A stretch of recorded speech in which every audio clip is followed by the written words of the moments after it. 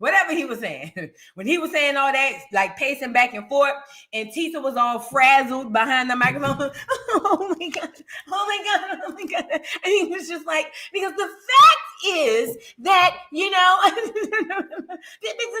the fact is that when you're dealing with someone like, but the fact is, you see, no, listen, oh my God, this is so embarrassing. The fact is that when Diddy, oh my God, what is he saying? This is crazy. Oh my God. But no, listen, the fact is, the jury, they got it wrong. Wait, what did he say? He called me a what? Oh my God. No, but listen, the fact, no, I get it. I'm not listening to him. Oh my God, this is so embarrassing. The fact is that the jury here got it wrong. Tisa, you and your bald head bitch with that ragged ass wig. What did you call me, you broke nigger? What did you say to me, you broke nigger? What'd you call me? It was a nigger.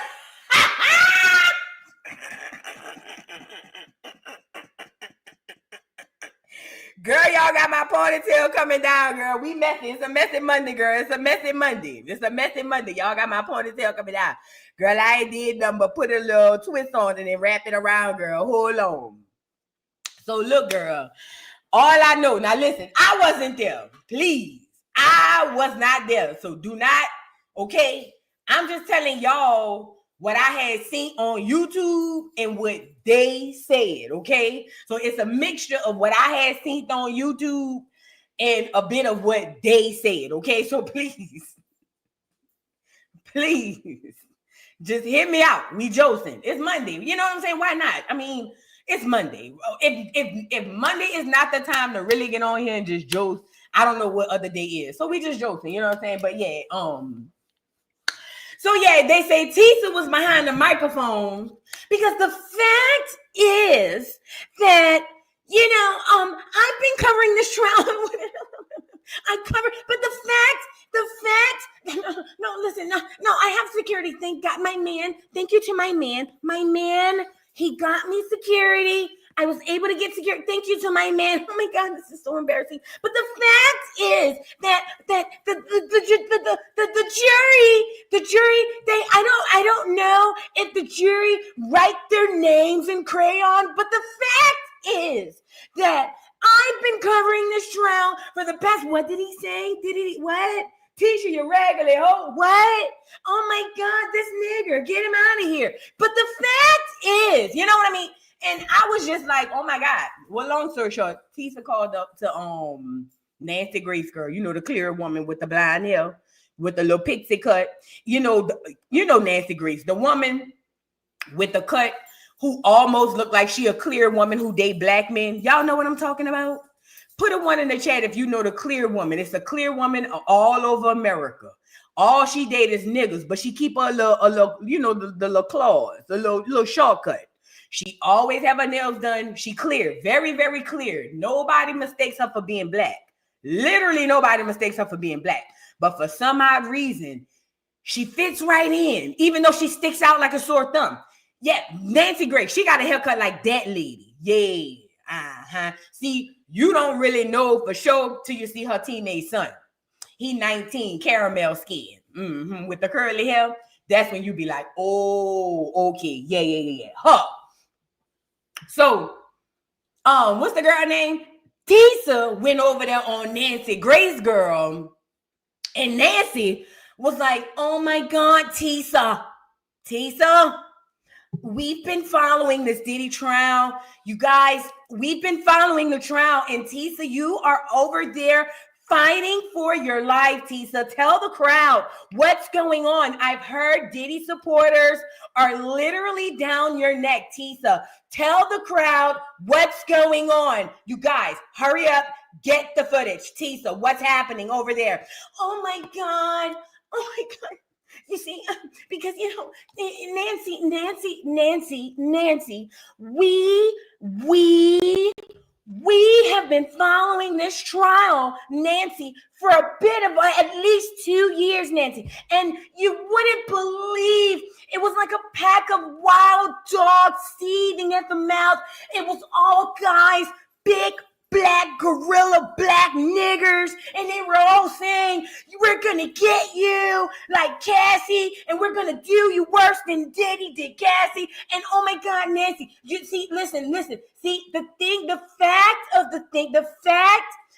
fact is that, see, this is exactly what Diddy wants. See, Diddy just wants all women to be treated and beaten and dragged and hung and just terrorized and taken down like Cassie in the video. When he dragged her back and seeped her claws, when he seeped his claws into Cassie's back and he dragged her down, dragged her back. Oh my God, this is what Diddy wants. Diddy wants all the black niggers to grab the black women, seep their claws into them, and drag them. And I'm just saying, Nancy, I didn't know if I was going to make it. Thank you, God. My fiance is a great guy.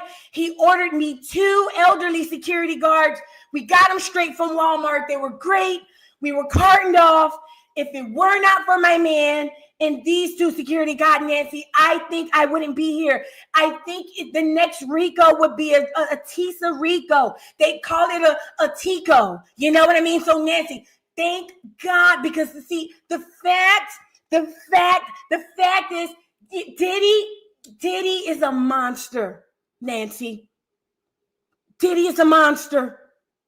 And I think that everybody needs to know this. And Tattletales, you get in that chat and you tell them, this is an atrocity. And this is, oh my God, it's just so crazy. So, oh my God, so crazy. I just kind of wanted to, go to a layback, my friends, they all wanted to invite me to a layback. And I'm like, I've never been to a layback. Oh my God, a layback. And I'm like, what's a layback? And I'm like, oh, we're just going to hang out and cook some food. And I'm like, a layback. And I'm like, this is crazy.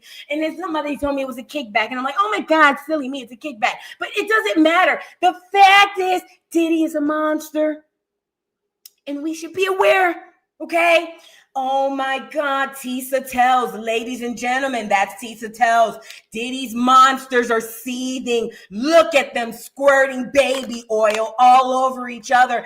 Tisa tells, boots on the ground, literally. You guys, please follow her on YouTube. She's the only one with the truth. And we have to do something about this. This is God is my witness. I'm Nancy Grace. I won't sleep until we do something about these Diddy supporters and sympathizers, okay? Nancy, I'm out. Talk to you guys later. And I'm just over here saying, what? I literally didn't see any of this. None of what I just saw happen or told, what was told happen on Nancy Grace is none of what is floating around the internet. And that is scary. But let me show you what's even more scary. You want to know what's even more scary than Tisa tells going to Nancy Grace and not putting 20 on 10. Some people call it a fabrication, straight up lies. Let's just straight up call it what it was. But what's scarier than having her do that and having the information out there is that she has a large crowd of people that don't care about none of that. You can physically show them the lie to their face and it don't matter because all they care about is they like Tisa. And those people don't want to see the lie. I don't know if I told y'all this before. It took for me to become a content creator to see people from a different view. I've studied sociology. I've taken psychology. I've done all type of courses, you know what I'm saying, when it comes to people. But this view of people that you get when you become a content creator with any level of following, I don't care if you got 100 people following you. When you become a content creator at any level of following, your view of people look differently. You see people differently. Some take that, some as a bad, but some as a good and a bad, because you see how large crowds or patches of people are easily misled. You know what I'm saying? And I'm learning, even with the trial, I didn't watch, I'm lying. I saw clips of what Tisa was doing during the trial, and all of her commentary was one-sided. Rather you believe he's guilty or not, it was very one-sided. And I think that that's why when he was found not guilty, so many people were so upset, because if that's all if that's the only place you getting your news, if that's the only place you getting all your tea, then you're really relying on this person to be coming to you all with the truth. And the fact of the matter is, that's just not happening, and it hasn't happened in a long time. It just hadn't. And I hate that content creators are going at it over this crap. Ratchet honestly shouldn't have even did it, because like I said, as a man, it's never gonna look good. I don't care if he was defending himself. I don't care if he didn't do. It's just never going to. He shouldn't have never done it, because in this climate, especially around that case, you was gonna look like Jason Voorhees or Freddy Krueger. Period, point blank. You know what I'm saying? But but he did it, and it is what it is. And like I said, people will fight for the opportunity. People will fight for the right to be lied to. Ask yourself this, and this is to anybody and everybody in the chat. And it's not okay, SC, you're right. And let me say this too before I ask y'all to ask yourself a question. I am not condoning what Ratchet TV did.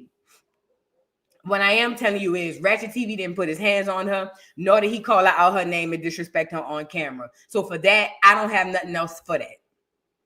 I'm not going to act like a man and a woman don't have disagreements and a man don't yell at a woman or vice versa.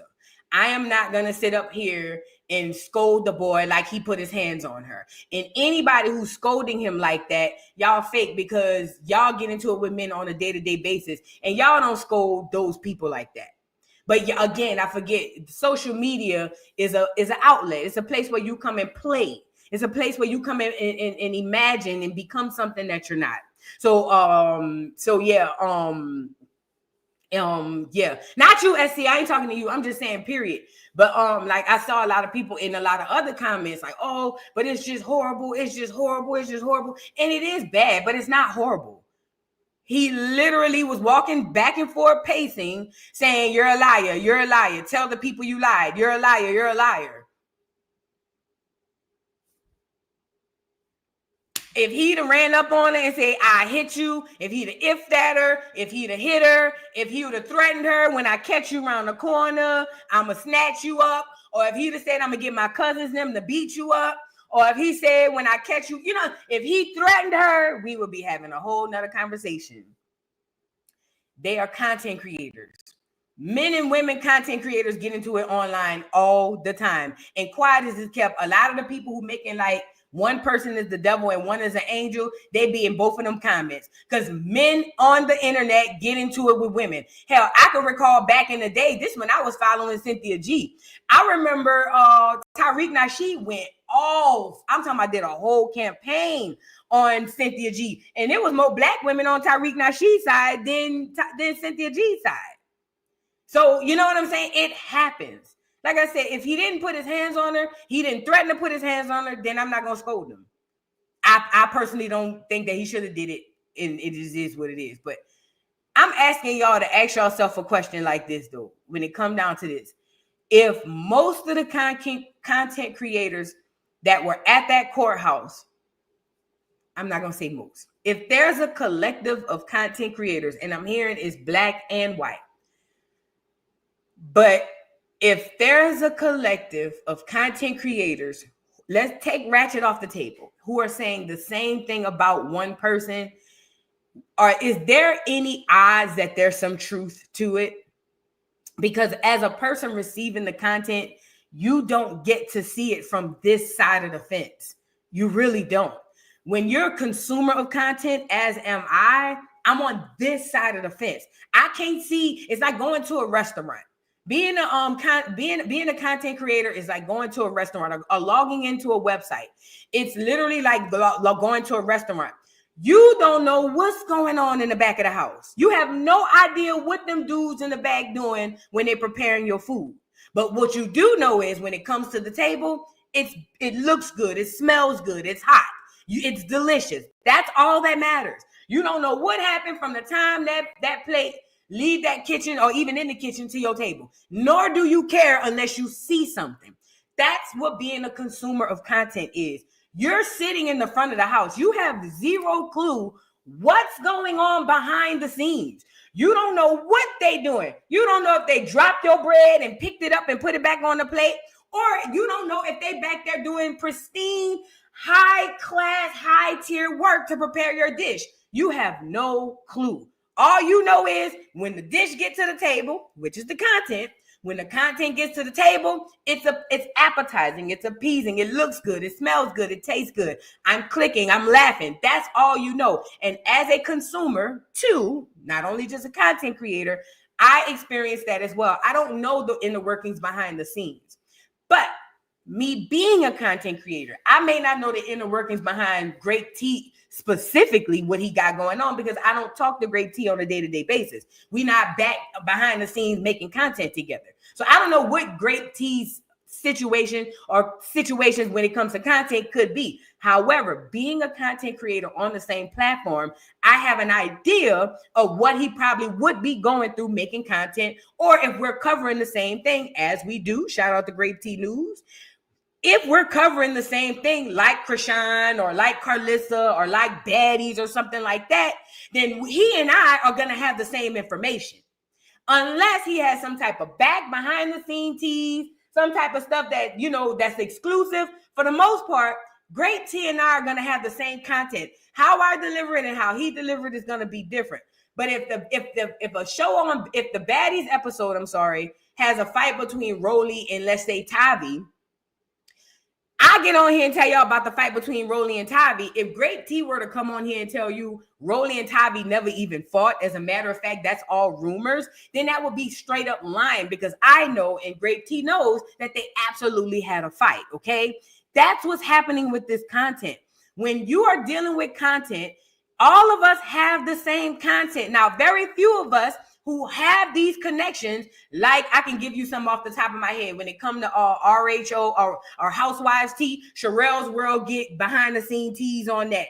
Or any type of celebrity gossip. Of course, Tasha K get behind the scene teas on that. Lovely T might get Cardi B, tea or something like that. Armand might get, T.S. Madison tea. I don't know. But of course, as content creators, if you align yourself with certain celebrities or certain entities, you're going to have some sneak peek stuff. But for the most part, we all getting the same thing. So if me and Great T are both sitting at the trial and we hear in the trial that, let's just say Diddy's going to be approved for bail, and then me and Great T walk out the courtroom and I'm over here telling y'all, yeah, Diddy's getting approved for bail, but Great T on his channel saying they keeping Diddy and he getting life, then Great T will be straight up lying. And as the person who was in there getting that information, I would be doing myself and my channel a disservice if I didn't come on here and tell y'all, hey, bro, Great T lying to y'all. As a matter of fact, there's more people who can vouch that Great T is lying. And I'm using him as an example, please. You know what I'm saying? That's what's happening, or it looks to be what's happening at the courthouse. But when you're in the audience, when you're in the restaurant awaiting your food, you don't know what's happening behind the scenes. You have no clue, actually. All you know is what we get on this internet and tell you. You only know what we go live and tell you. You don't know nothing else. And to be completely honest, that's dangerous journalism. And I know we're not journalists. I get it. But that's very, very dangerous journalism. Very, very dangerous journalism. In the hands of the wrong person, that could start some type of movement or riot or something, and it could be completely wrong. It's just not okay. And I told y'all my personal experience. When we were all investigating Jonathan Oddie, when all of us were investigating Jonathan Oddie, and I'm going to get off of this, I literally was able to track down what prison he was in. I want to say at the time he had just was extradited from Miami to a place it was a place overseas. He had some charges that he had to fight overseas. I'm just telling you my experience. I can't speak to nobody else. This is me first stumbling upon Tisa Tells. I thought she's pretty, she's bubbly, she's cute. You know what I'm saying? She got the DDT. So I subscribed. This is just my personal experience. Mind you, I'm a content creator at the time. So when we're dealing with this Jonathan Oddie, we're all getting the majority same information. Tisa put on a thumbnail that Jonathan Oddie died, and immediately I knew that wasn't true because I literally had just did the research. I knew his case number, his inmate number. I knew all of that. As a matter of fact, somebody had came out at the time and spoke on his behalf. But she had put on her channel on the thumbnail with the date that he was dead. And this is what crazy. I second guessed my tea. I went back and rechecked my own information because I'm like, what? When did this happen? And then when I did my research and researched my research, I realized I'm not wrong.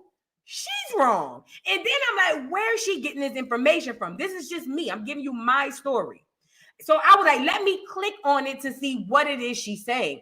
And it took me maybe 10 minutes into the video to realize it was clickbait. What she was doing was putting shocking stuff on the thumbnail, putting shocking stuff in the title to make people click on it. Now, yes, at the very end of this hour video, she did say that he wasn't deceased. But if you've been listening, think about the psyche of the brain.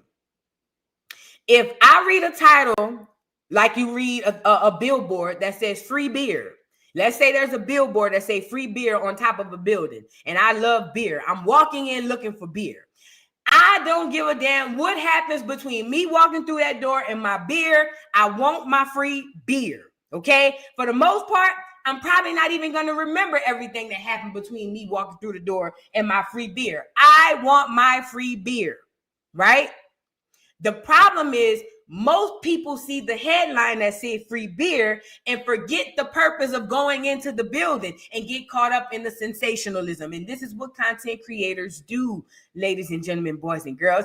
They put the crazy stuff on the headline, the crazy stuff on the thumbnail, so you can get in there and they talk you an hour full of crap before they tell you at the end, yeah, he's not dead. But by the time they tell you, you won't even receive it or hear it subconsciously because you're still stuck on the sign free beer. That's what's been happening. Now, I ain't gonna call her. No, she was lying. She was lying. It's just straight up. Because there's no way she got that information from anybody. Plus, right after that, she removed the video because the other content creators started calling her out. So it is what it is. That's my personal experience. Now, Tisa is lit. She has a huge following. A lot of people like Tisa. Nor would I ever tell people not to follow Tisa. I'm just telling you, for me, it's not my cup of tea. It's just not my cup of tea. That's it. But people, like I said, will fight for the right to be lied to. And who am I to windmill on a bitch to want to be lied? Who want to be lied to? So I ain't going to windmill on you, but I'm just asking you guys, if a lot of content creators are saying the same thing, ask yourself why. Put aside who the content creator is and put aside how you feel about them. Go to one you like. But if a lot of these content creators are saying the same thing that was there, you should ask yourself why. That's it. That's all. That's all. But it's a lot of tea going on, girl. And this is another thing too. Not just Tisa Tells, a lot of things Ratchet said, a lot of things that a lot of people say. We are in the day and age of stealing, of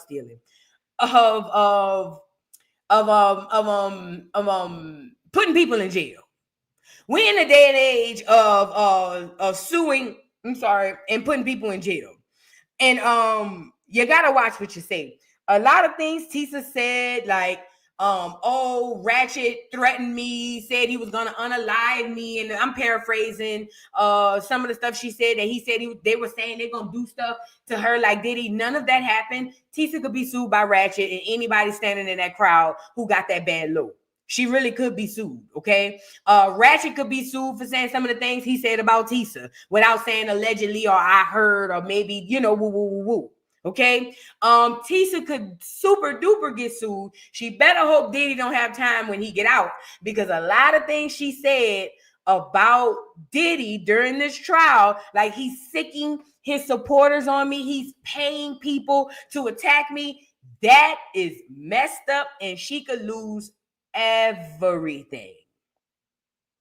You just gotta be careful. That's all. When it comes down, this ain't like 5 years ago. You gotta be real careful. She was making a lot of allegations, but she wasn't saying them like allegations. She was saying them like fact. Yeah, Diddy paid his supporters to come and attack me, and they're threatening me to unalive me. And then you say that on Nancy Grace. You better hope Diddy got too much shit on his plate and he ain't got time to deal with no Tisa Tales. Because if Diddy don't have too much on his plate and don't have time for Tisa Tales, he is going to drag. You think Cardi B, if he wants to entertain it and he has time and money to entertain it, you think that Cardi B and Tasha K lawsuit was bad? Okay. I'm just saying, you just got to be careful. That's all. You just got to be careful. But either way, it's content for everybody to go around. And I, like I said, I think that, let me tell you something. This is what I believe. I believe, and I'm moving on. Tisa Tales is in the making. They say she Vietnamese. Nope, Filipino. They say she not black.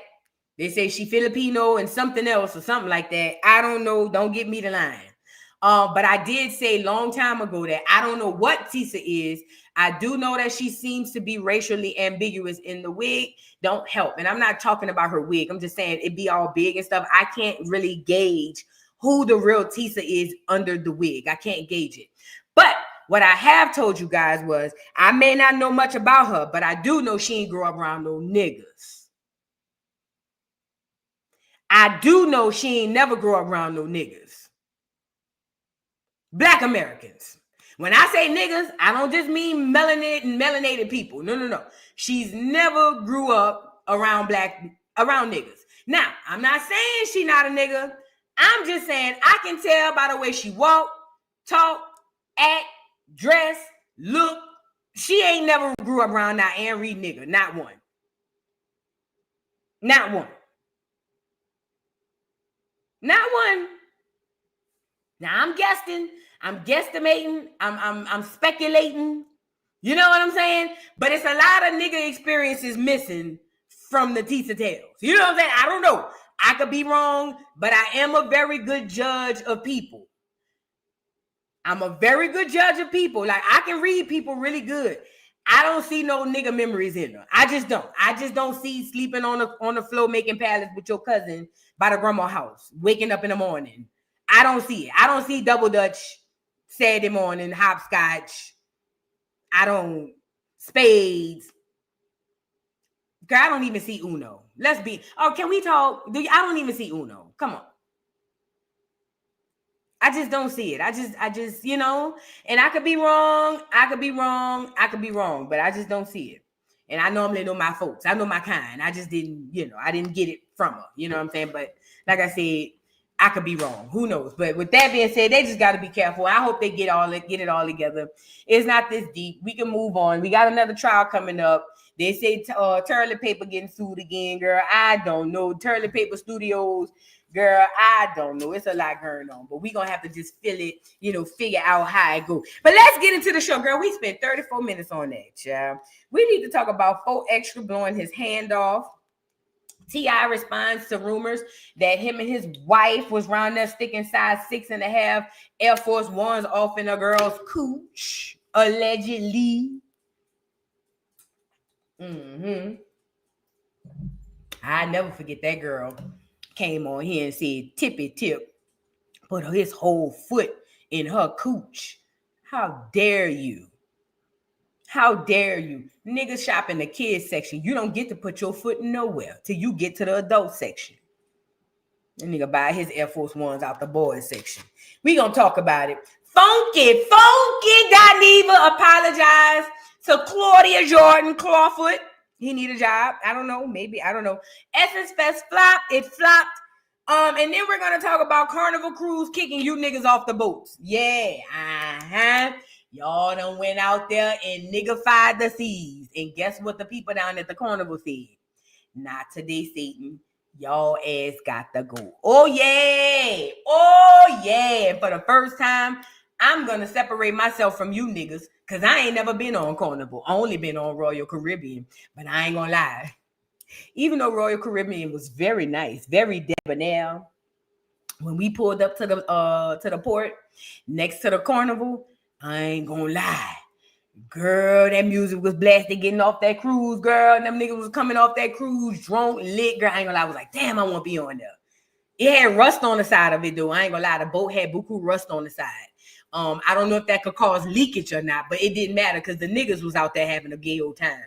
As a matter of fact, them niggas were so drunk, if the boat would have sank, I felt like them niggas would have found a way to learn how to swim. That's how drunk them niggas was getting off the boat. But I was jealous. Yeah, I was jealous getting off Royal Caribbean. Because like I said, the accommodations, food, if you got badass churn, they watch you churn, unlimited drinks, girl, clean bathrooms, no fights. You know what I'm saying? They got buku restaurants, and all the restaurants got all the food. They didn't run out of shrimp. They didn't run out of mimosas for the brunch. They had buku mimosas. You know what I mean? Yeah, it was like that type of teas. But I was hating, though. I ain't gonna lie, I was hating. Because they look like they was having buku fun over there by the Carnival. But we gonna get into it. Carnival kicked y'all niggas off the cruise. Yes, they did. We gonna get into it. But before we get into that, I need y'all to like the video. Where my likes at? Oh yeah, see, that's what I'm talking about. Let's go ahead and get these likes up on the video. I'm gonna give y'all a commercial break. Commercial break. I need y'all to hurry up, get these likes up on this goddamn video, girl. Hit the button, and I'm gonna come right back so we could Joce right quick, girl. Get the likes up on the video. Shorty got that hair like Rapunzel, make a nigga fall in love like dominoes. Jupiter booty, can you twerk some? Jupiter booty, can you twerk some? Shorty got that hair like Rapunzel, make a nigga fall in love like dominoes. Jupiter booty, can you twerk some? Jupiter booty, can you twerk some? Goddamn, shorty so fine, like a treadmill, she be running through my mind. On that booty, she got a nigga geeking, having fantasies of me and her, can that be squeaking? Shorty got that hair like Rapunzel, make a nigga fall in love like dominoes. Jupiter booty, can you twerk some? Jupiter booty, can you twerk some? Shorty got that hair like Rapunzel, make a nigga fall in love like dominoes. Jupiter booty, can you twerk some? Hey, Jupiter booty, can you twerk some? Niggas put that booty while we cooling up and hooting. You know how we do this. The old school trooper, smartest. We smoother than the smoothest, the hardest, the rulers. They can't get through us. Shorty got that booty. I think that's a hit. Shorty like the wait, what he say? Shorty got a booty like Rapunzel, whatever he said. That was popping. I like that. And did y'all catch the feature? Yes. Y'all wasn't abrupt on that feature, huh? Y'all didn't know the feature was coming. Mm-hmm. Y'all ain't see that feature coming. I know that, and that's the part. I wanted y'all to catch that feature off the side. You know what I'm saying? But either way, let's get into the show. Now, I want to get into let's get into this 4th of July weekend stuff. Let's get it over with. Okay. No, you know what? Yeah, no. What am I doing? Let's get T.I. out the way. Because I got much more to say about the 4th of July weekend. So, okay. T.I., Sabrina Peterson had came out and said that T.I. a while back, that T.I. and Tiny had allegedly, essayed some women. She had some women that she claimed was essayed or whatever, and she sued them back in the day. Well, somehow, some way, I don't know what happened. I want to say Rona and all that started popping off. And when all that happened, the lawsuit went away. I heard she settled or they dropped it. I can't remember. Either way, it kind of fell short, right?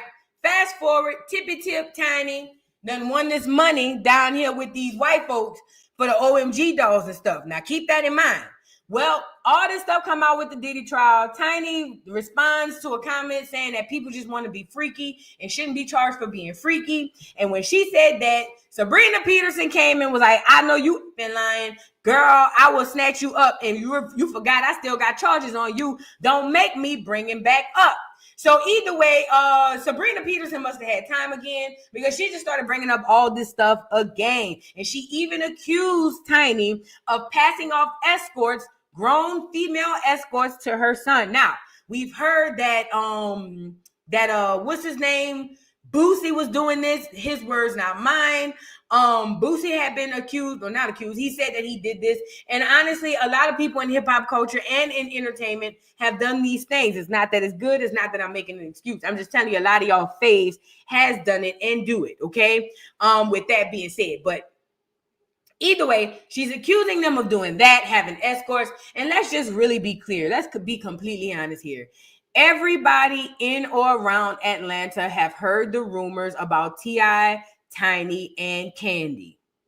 This is no shade. And normally, y'all know I loves me a good baritone Burry shade. But I'm just being completely honest with you. If you have never lived or frequented the Atlanta metro area, meaning you've been here often and long enough to understand and be around people who be around people, or people who are even in those circles, everybody and their mammy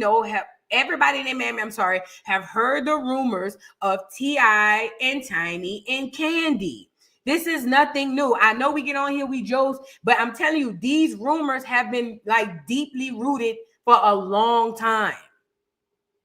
So when the rumors came out that, and this is just to people who are from or around or live around that area, who frequent the Atlanta area.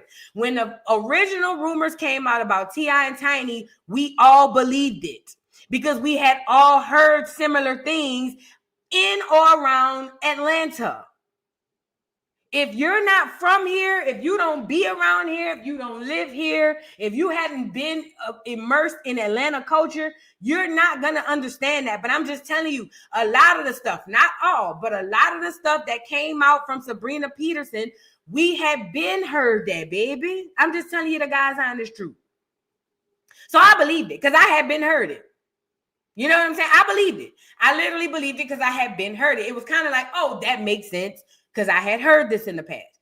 Well, after Sabrina Peterson came out, like I said, with that, people who are around here believed it. People elsewhere couldn't believe it because these people have star power. We know how this goes. When you get somebody that you like, when people run across celebrities that they like, they don't want to believe bad things about them. So people automatically got the windmilling and was like, nah, we don't believe this. Then it didn't help that the doggone thing just went away. Okay, so then after it went away, things subsided. The Rona went on, and without a hitch, here we go. She comments again, and then Sabrina is bringing it back up.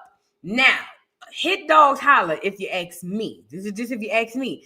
And the only reason I'm saying hit dogs holler is because I wouldn't have responded to Sabrina Peterson if what she's saying is based in zero fact. Like literally at all. I would ignore her as if she never existed. Because what I've learned about this social media game is it only works when you add fuel to the fire.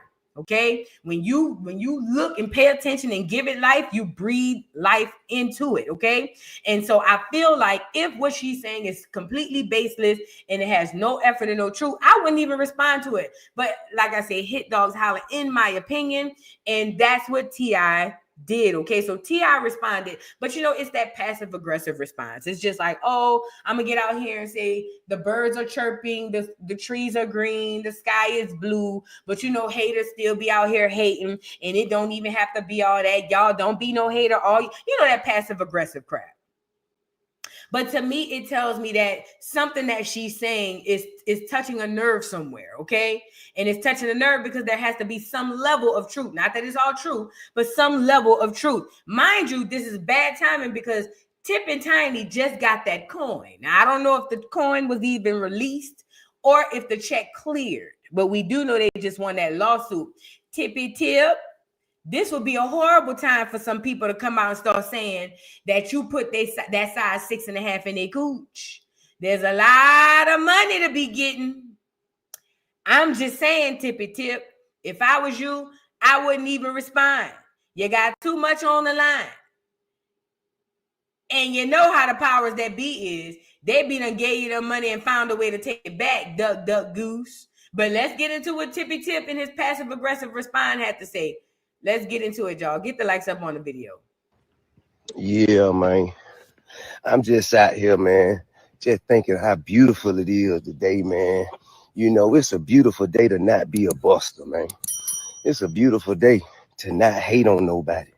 It's a beautiful day to not spread lies and to not be negative. It's a beautiful day, man, to mind your business. It's a beautiful day, bro.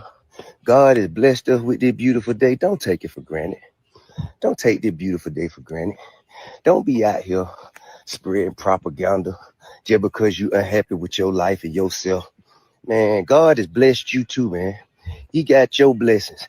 Don't look to nobody else and point blame at somebody else because you ain't reached and tapped into your blessings yet. They coming, all right? All right? And furthermore, I'll be in D.C., man. I'll be in D.C. at the Improv. It's 2 more shows. The rest on sold out. Yeah, man. So yeah, that's what I mean when I say passive aggressive response. You're responding to the person, but not directly. What you're doing is you're making generalized statements, making it seem like it's a general message, but you're really targeting it at a person. And to me, that's a sign of a hit dog because I wouldn't have even come on here and responded to it. I'd have just came on here and been like, y'all already in the algorithm looking for my name. I'd have just came on here and be like, y'all meet me in DC at the woo woo woo. 5 o'clock, you know, whatever, because y'all already coming to see what I'm gonna say. You see what I'm saying? But when there may be some basis to the claims, then you have to do stuff like this. In my opinion, this is just me speculating from what I'm saying. I don't know nothing. You know what I'm saying? But ultimately, like I said, those rumors have been going around, and some of them, honestly, I ain't gonna say that. But there have been people who've said that have given first-hand experiences of being in the grasps of T.I. and Tiny.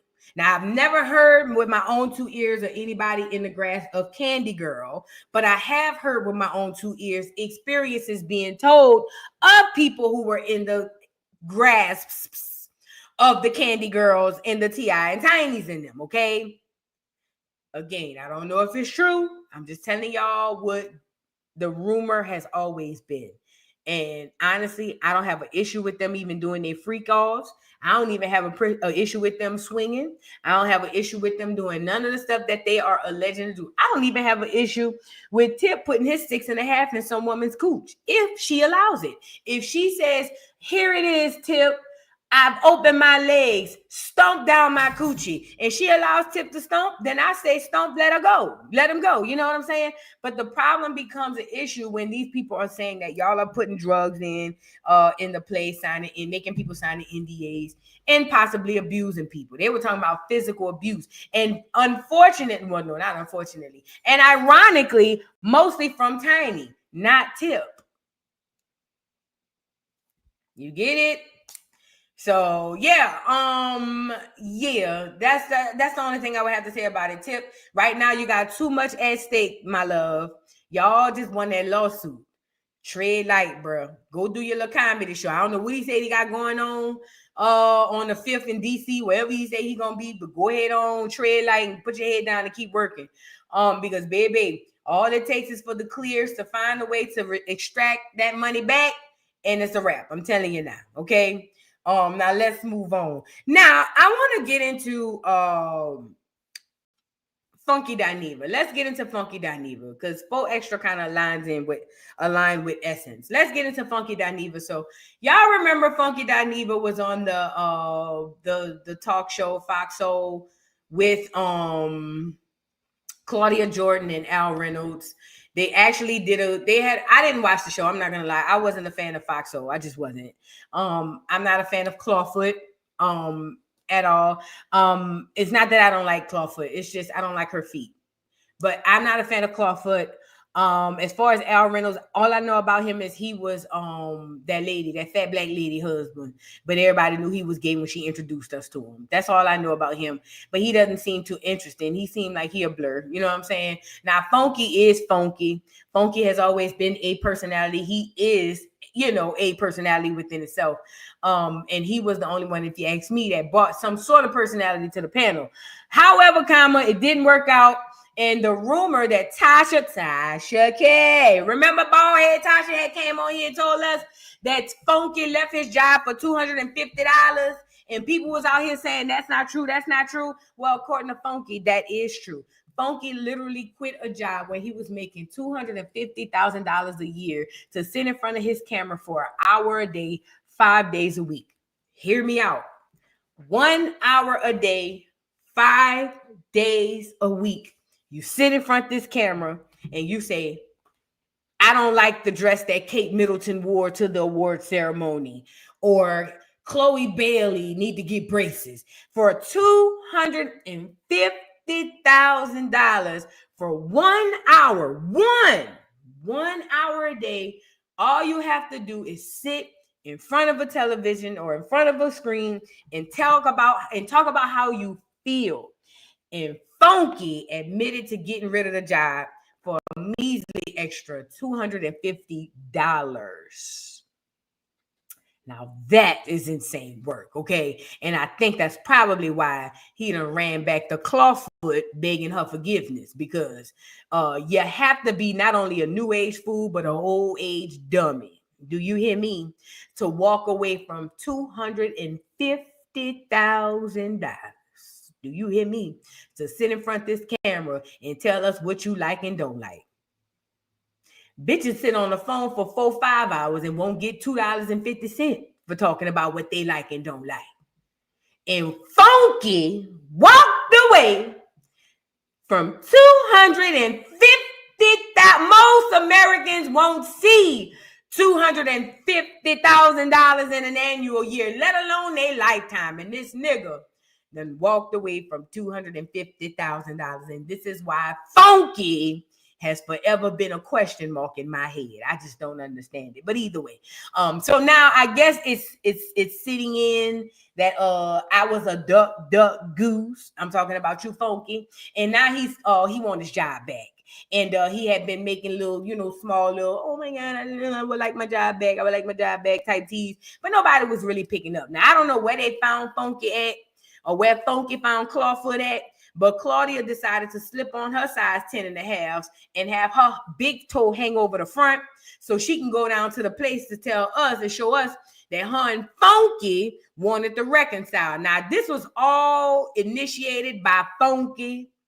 He was very sincere in his apology, but I would too if I walked away from $250,000 from just sitting here running my dick suckers. You see what I'm saying?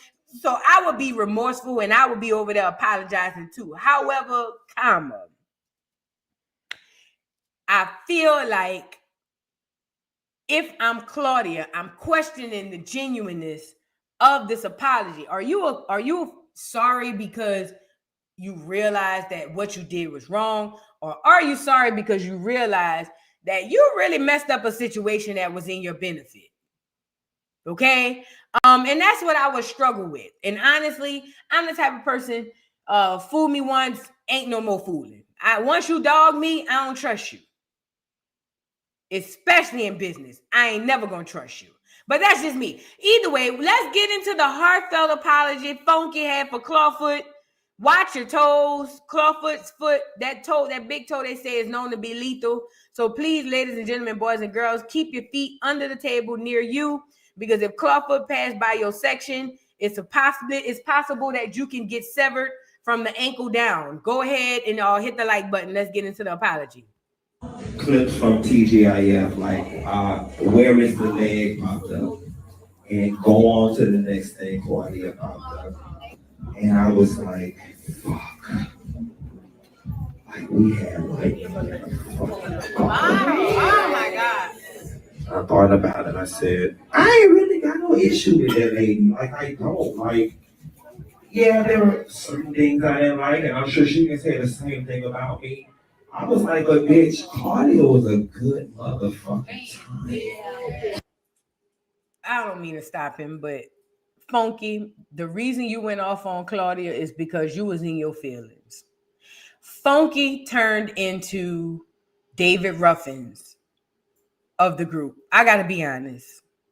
Although Funky is just like, no, I'll give you this, just like David Ruffin, he had every right to feel like David Ruffin because David Ruffin was the group. He just was. When it came down to Temptations, at one point in time, the sound of the Temptations was David Ruffin's voice. So when David Ruffin's got the big head and was like, I'm David Ruffin and these are the Temptations. Remember when he said, ain't nobody coming to see you, Otis? Y'all remember all of that? Well, that's what I think took place in this situation. Even though Funky was the David Ruffin and is well within his right and was well within his right to say, I deserve better compensation because if it were not for me, this thing that we know wouldn't be. He has every right to feel like that. But the problem is, like David Ruffin, you goes fall. You went ham. You saw red and you went in on everybody. Now, this is not to absolve Claudia, because I'm pretty sure Claudia probably did some messy stuff behind the scenes. She just will never say it. However, when he went in on Claudia, I was just like, wow, I didn't even know that there was an issue. But you said a lot of things, Funky, about Claudia that you've been wanting to say.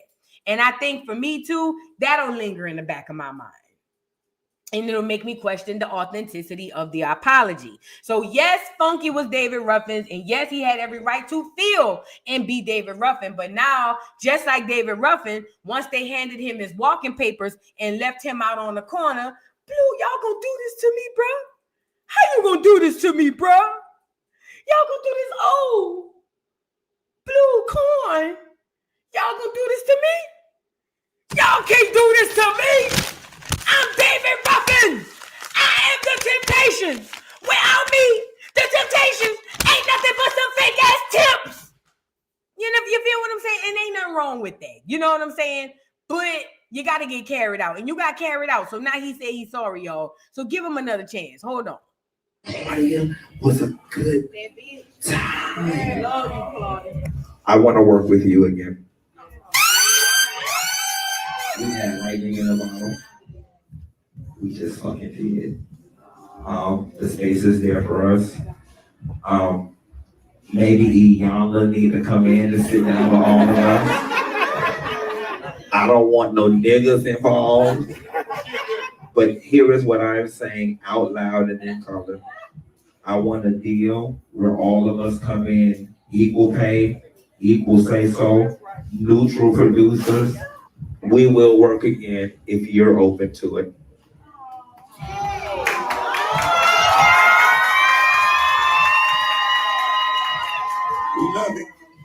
Thank you for that. I just want people around me to work to make money. And I really hated when it went left because I just think I always get blamed for everything. And I always loved your personality. I love signing on. And who cares if I didn't get along with someone else? That had nothing to do with me and you. Correct. And I think I got a lot of that. And it really hurt my heart too. And there's no way in hell that something it's global, you guys. Yeah. We got UK people, Africa people. Yeah. Africans, South Africans, Europeans. I still to this day get asked about it. So I'm glad you reached out. I always wanted to know. Some professional differences, but it was never that deep to the point where I hate that bitch. I quit before it got far. I just left. So directly out of my mouth to your ears, Claudia Jordan is not the direct. Well, I quit over $250. I didn't feel appreciated by Fox, so them hoes wouldn't even give me no goddamn. I said, if you won't give me the $250, can I have some health insurance? And you got on Twitter, was like, well, bitch, get it from SAG. You did? Could you imagine the level of David Ruffin's ego you'd have to walk away from $250,000 for $250? You know, they say money just amplify who you really are. People don't like to say that about alcohol, but I've never believed that when people drink alcohol that they become someone that they're not. I believe that you see the true person and the true intentions of a person when they're when they can't control their inhibitions and their actions and their words and minds and things of that nature. And I think the same thing happens with money. When people get money, you see the real person. If they're mean, if they're nasty, if they're stingy, if they're joyful, if they're cheerful, if they're giving, you see the real person from a, you know what I mean? And the level of David Ruffin, and I'm only using him because that's the most egotistical person we can remember, if not in black entertainment history. But the level of David Ruffin's in your brain, you got to be on to walk away from $250,000 for $250 or some health insurance. Nigga, you could have went got Obamacare, my nigga. You walked away from $250,000 for an extra $250 in health insurance. No, not even or health insurance. Let him finish, and I'm gonna tell you how I feel about it. No, I wanted it from them hoes, but nevertheless, let's feel fuck it. You from Tasha K post this speech. Positive. I want to work with you again. I do too. And let's do it again and again and again and again.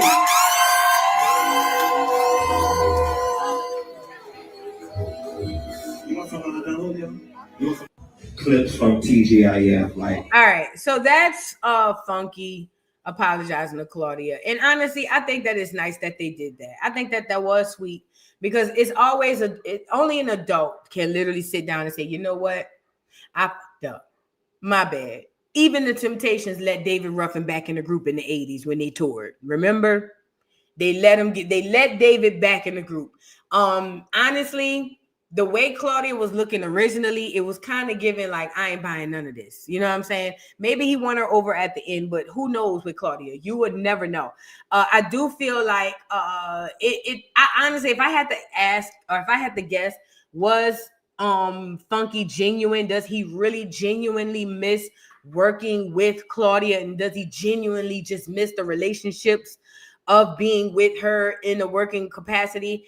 I would say I'm kind of on the fence 50-50. I think that there was a level of enjoyment and a level of being around Claudia and working with Claudia, especially with the possible opportunities in the future. But do I think that that's genuinely why he's running behind or not? Well, yeah, because to me, that's what it looked like. But do I think that that's what he genuinely is running behind? No, nigga, money talk, bullshit walks.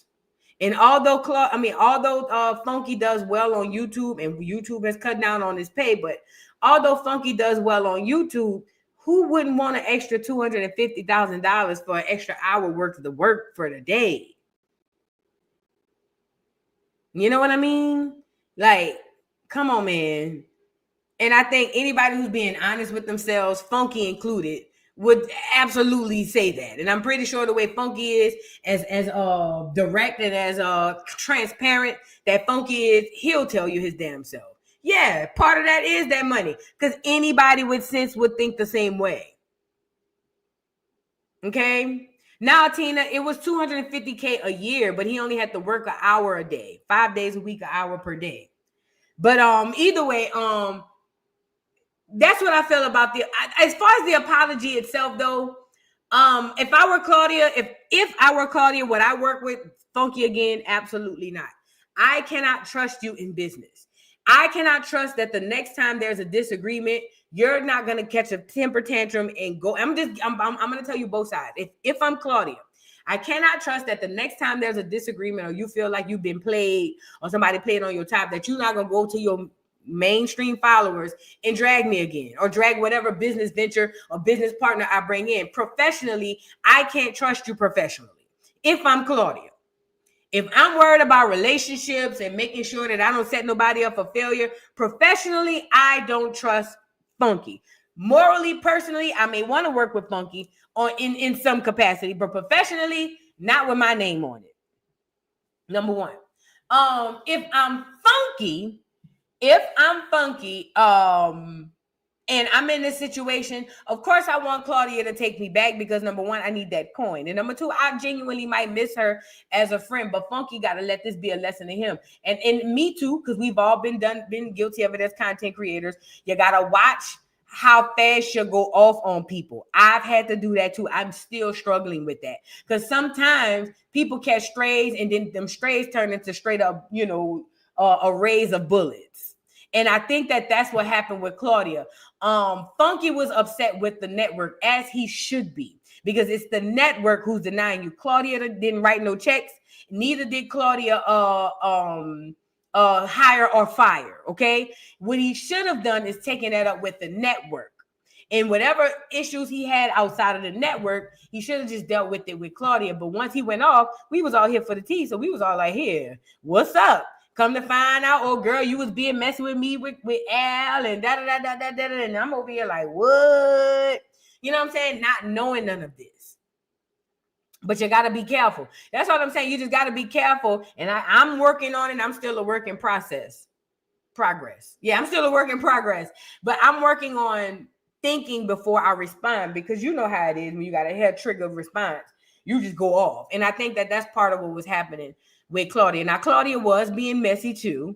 Let's be clear. Claudia ain't no innocent little, you know what I'm saying? I hate that she be looking like the damsel in distress. That ain't Clawfoot. She ain't got, her hands ain't clean. But ultimately, they say, I didn't say it funky. They say you really around there begging because she around there with Carlos. King, that is.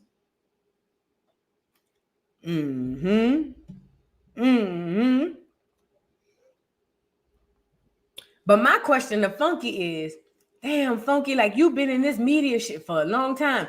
You ain't got no connections to start your own show? Like, he don't need to go back to Claudia. Like, you don't got no connections. Like, you are Funky is the talent. Why he need to go connect with Claudia need Funky and Carlos long before Carlos or Funky needs a Claudia. Why are they running to Claudia? I don't know. You know, she a half and half. Maybe one of her halves have proximity to the people in charge. I don't know, because they are the talent. Why are they flocking of Claudia? I don't know. Either way. Yeah, I think Claudia is the plug too. I think so too. But either way, yeah, that's what's going on. A lot of people might feel like Funky is, he look like he's desperate. Maybe he is. Hell, in 2025, anybody running around here acting like they ain't desperate, they lying. Now, I saw this. Now, I saw y'all was boycotting Target, right? I can't boycott because I don't go there. I never walk in Target. That's above my pay grade. But either way, they say y'all was boycotting Target and was doing good. And look what Target went and did. Got one of these puppets. Remember I told y'all about the powers that be and how they have celebrities, and the celebrities are sheep herders. And remember I told y'all how the sheep herders, the celebrity, gather all they flock and they herd them and just guide them where they want. So this is a sheep herder right here.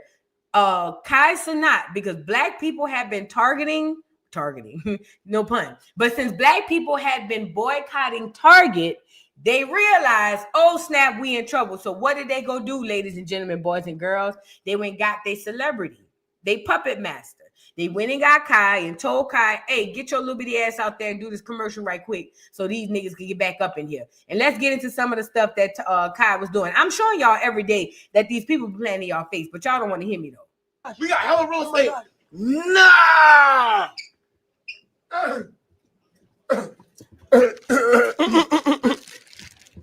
Yo, we did it.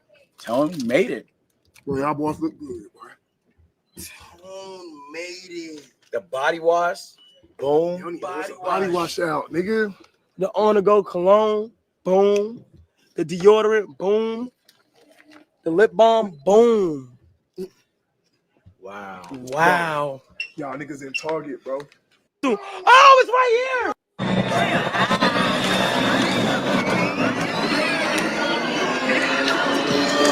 Be put up, bitch, like what the fuck?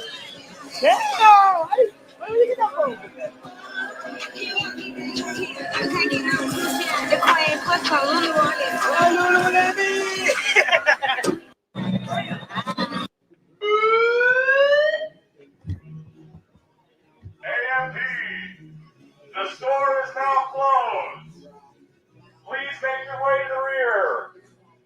What? We still got kicked out?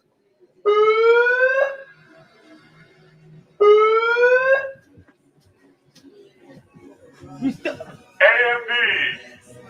please make your way to the rear. The store is now closed. No! Get out! Get out! Really?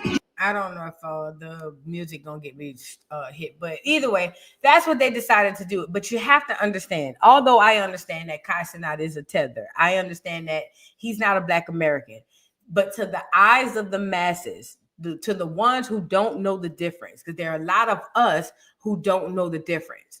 But to the ones of us who don't know the difference, they're not going to think of Kai as a tether. They're going to see a Black man or a Black dude who everybody likes, and he's at Target. And you got to keep in mind, Kai's audience is multiracial. Them churn that follow Kai Cenat don't give a damn about race. You could tell them Kai's a tether till they blue in the face. Them people don't care about none of that. Them churn don't care about none of that. And the people who run this system, they understand that. There's a very small pocket of us who understand what's really happening. But the masses don't look at it like that. So regardless of how we feel about it, this is going to drive revenue back into Target because Kai, the puppet, remember, they don't hire these celebrities for the talent that you believe that they have. They're not getting these people to be. LeBron ain't the biggest in basketball because of how great he played. Okay? Denzel ain't one of the greatest actors because of how great he acts. Okay? Listen to what I'm trying to tell you with these celebrities. That's a lanyard. Those things are extras. Those are the things that they use to bait you in. But that's not their real jobs. Their real jobs are to do what this system tells them to do. And what this system told Kai to do was get into Target, get these niggas back in here. And guess what? Unfortunately, it's going to work because Kai's demographic group of people who follow him don't care about none of this stuff we over here talking about. They don't. And even if they did, they love Kai so much that none of that matters when it comes down to Kai. And this is how this works. This is why very few people are selected to have that power. Because if they can control these people who control the masses, then it works. But the moment that you can't, then it's a problem. That's why they're very selective on who they allow to be very, very big in entertainment. We need to be able to tap you and tell you to do X, Y, and Z with no question. You know how when you go in the military, they say you go through boot camp, and when you come out of boot camp, they're supposed to be giving you orders, and you just, sir, yes, sir. That's what these celebrities are going through when they picking who's going to be the tippy top. Who's going to sit here and sir, yes, sir, with their head up and don't ask questions. That's what this is all about. Okay? So, again, I can't boycott Target because it's always been above my pay grade. I can't afford to shop in Target. That's for the rich girls, okay? But for y'all who were doing this, boycotting Target and stuff like that, you have to understand, even at the grassroots level, you're going to run into this a lot because this is what happens. This is that system that's used to put in place to stop grassroots in the regular schmegular folk, because his following, y'all seen what they did down there in New York. Let me show y'all how deep and how big Kai Cenat is. And this was years ago. I did a whole video on it. Let me show you.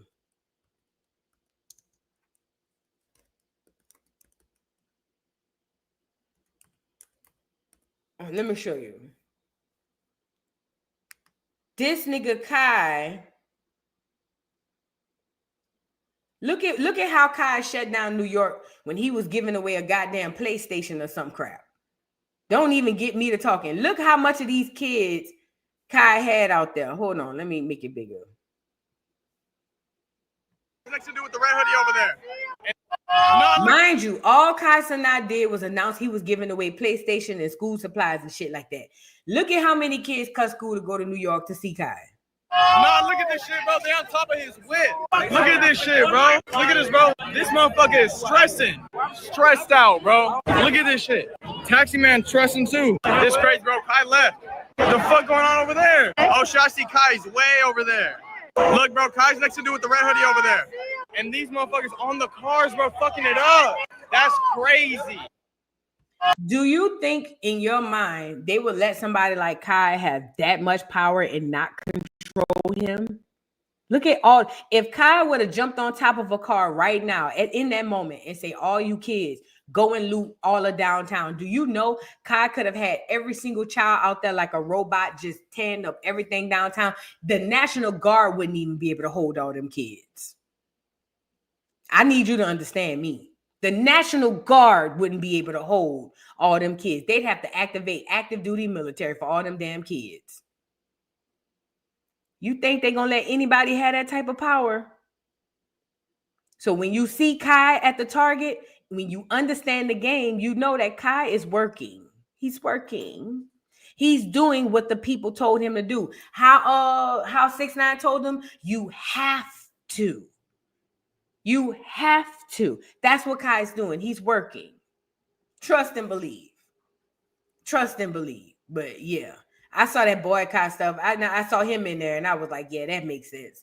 Markeisha Williams, thank you for the super chat. First live since June. Grandbaby made it 616. Congratulations and happy birthday to my new little niece and nephew. Thank you so much. Markeisha, thank you so much. Y'all get the likes up on the video. Double R, thank you for the super chat. Ever seen the movie Living Large? Tisa. No, I haven't seen that movie, but I know it just went over my head. I'm sorry. Thank you, Double R. Shix, thank you for the super chat. Says, the coffee missed my lips. Thanks, Vu. Sorry. Thank you, Shix. I appreciate you. Pure Joy, thank you for the super chat. Vu, did you see Tisa's dog whistle to her audience to take down men? Yes, I saw that. Rage baiting all women to file police reports, have them charged and sue men insane. Yes, I saw that. That's very dangerous. Basically, what she was saying was when the trial came back the way it was, or the verdict came back, she was like, women, this is what we need to do. We need to start calling the police and putting charges on these men. And don't get me wrong, I agree. If you being accosted or you being abused, absolutely call the police. That's kryptonite to these niggas. But if we just talking about just somebody yelling at you, or, the dog whistle thing could be very, very dangerous. She did do that. I saw it with my own eyes. And that's unfortunate. And it further divides the gender war. Remember I told you we got the gender war happening? All of this adds fuel to that. All of it. Alice Jane, thank you so much for the super chat. I appreciate you. And Wanda Pickney, thank you for the super chat. Says, love your live stream, but my break is over. I'll catch the replay. Thank you so much, Wanda. I appreciate you so much for your help and for your support. Thank you so much. And I hope you enjoy your day at work, honey. Ty Styles, thank you for the super chat. My auntie said he wasn't that girl back in the day. Who we talking about? My auntie said he wasn't that girl back in the day. I don't know who we talking about. I forgot. I'm sorry. Who we were talking about? Funky? No, we weren't talking about Funky. I don't remember. Sorry, Ty. Tina, thank you for the super chat. They went above Boule and black pastors. They someone's the same ones fighting for everyone but their own. Yeah. You got to understand the new Boule. The new Boule don't look like the old Boule. The old Boule were your prominent doctors, pastors, lawyers, you know what I'm saying, who have prominent position in politics and government and in the black community. The new Boule don't look like that. The new Boule is your celebrity. The new Boule are the people who are I'll just say this, the representation for the new Boule are the celebrity. I'm not gonna say that is, but they are the representation. Yes. Thank you, Tina, for the super chat.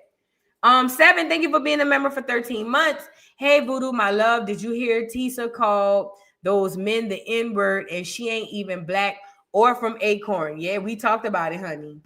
We talked about it. They say she Filipino and black or something. I don't know, child. I don't know. Jessica John, thank you so much for becoming a new member. Sorry, y'all. Y'all get the likes up on the video. So, y'all, I was watching, shout out to Miss T and Cheeky Black. Shout out to the city. If you're from the city, you know Miss T and Cheeky Black. But I was on Miss T and Cheeky Black. I was on Miss T channel. I was scrolling on Instagram. And Miss T was riding in a car with Cheeky Black. Now, a lot of people don't know Miss T and Cheeky Black. But Miss T is the girl who was signed with Cash Money. She's the girl who accused Baby of essaying her in the past or some sort of abuse or something like that. She was the first lady of Cash Money Records. And or was it Shorty? I can't remember. But either way, Miss T was on Cash Money Records. And Cheeky Black is a black girl. She's a dark-skinned black girl from New Orleans that is a hood legend. When you talk about legends and stars on Hollywood strips and all that stuff of New Orleans, Cheeky Black going down there. Cheeky Black was out when I was in middle school. Cheeky Black had a song out when I was in 7th grade. So you do the math, okay? So either way, both of those girls decided to come together and collab. And this song was so cute. I just had to share it with y'all.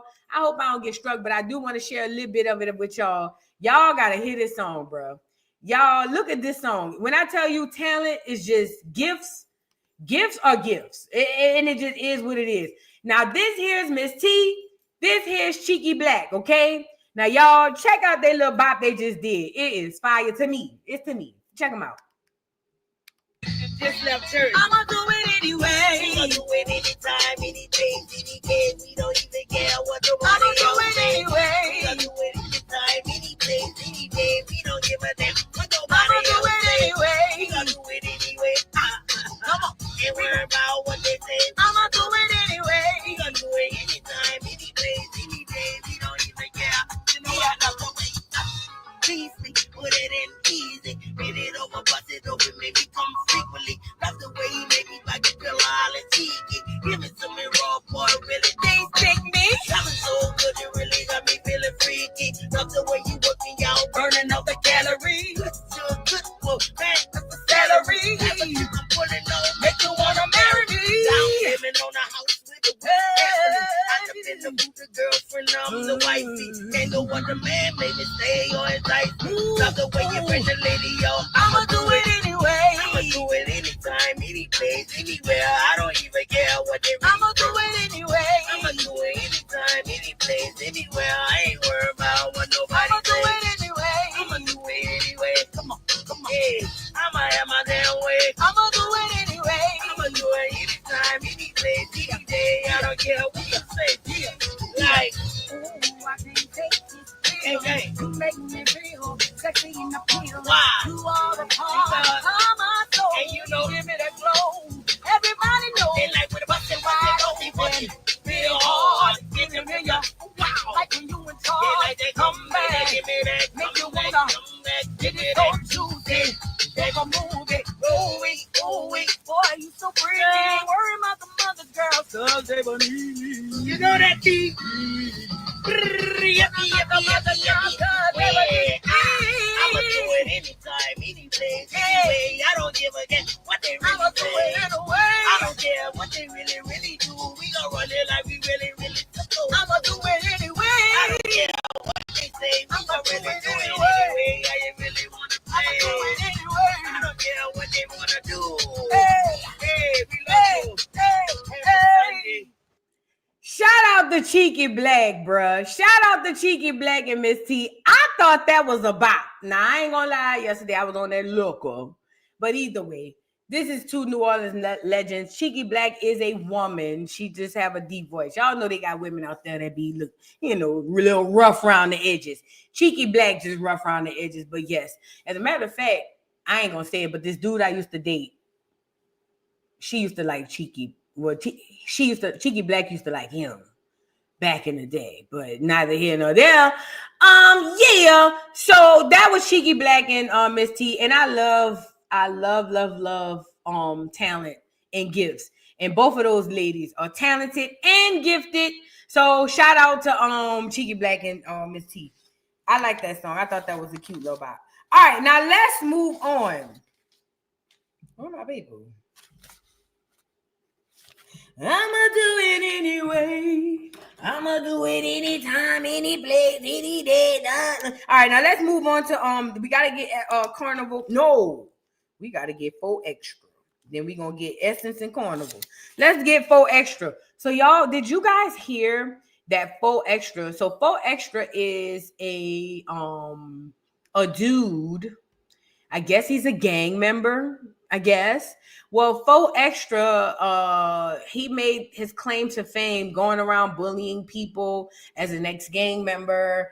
And recently he had bullied 607 Unc. Okay. So yeah. So 4Extra ended up, what's this dude name? Hold on. I want to show y'all something.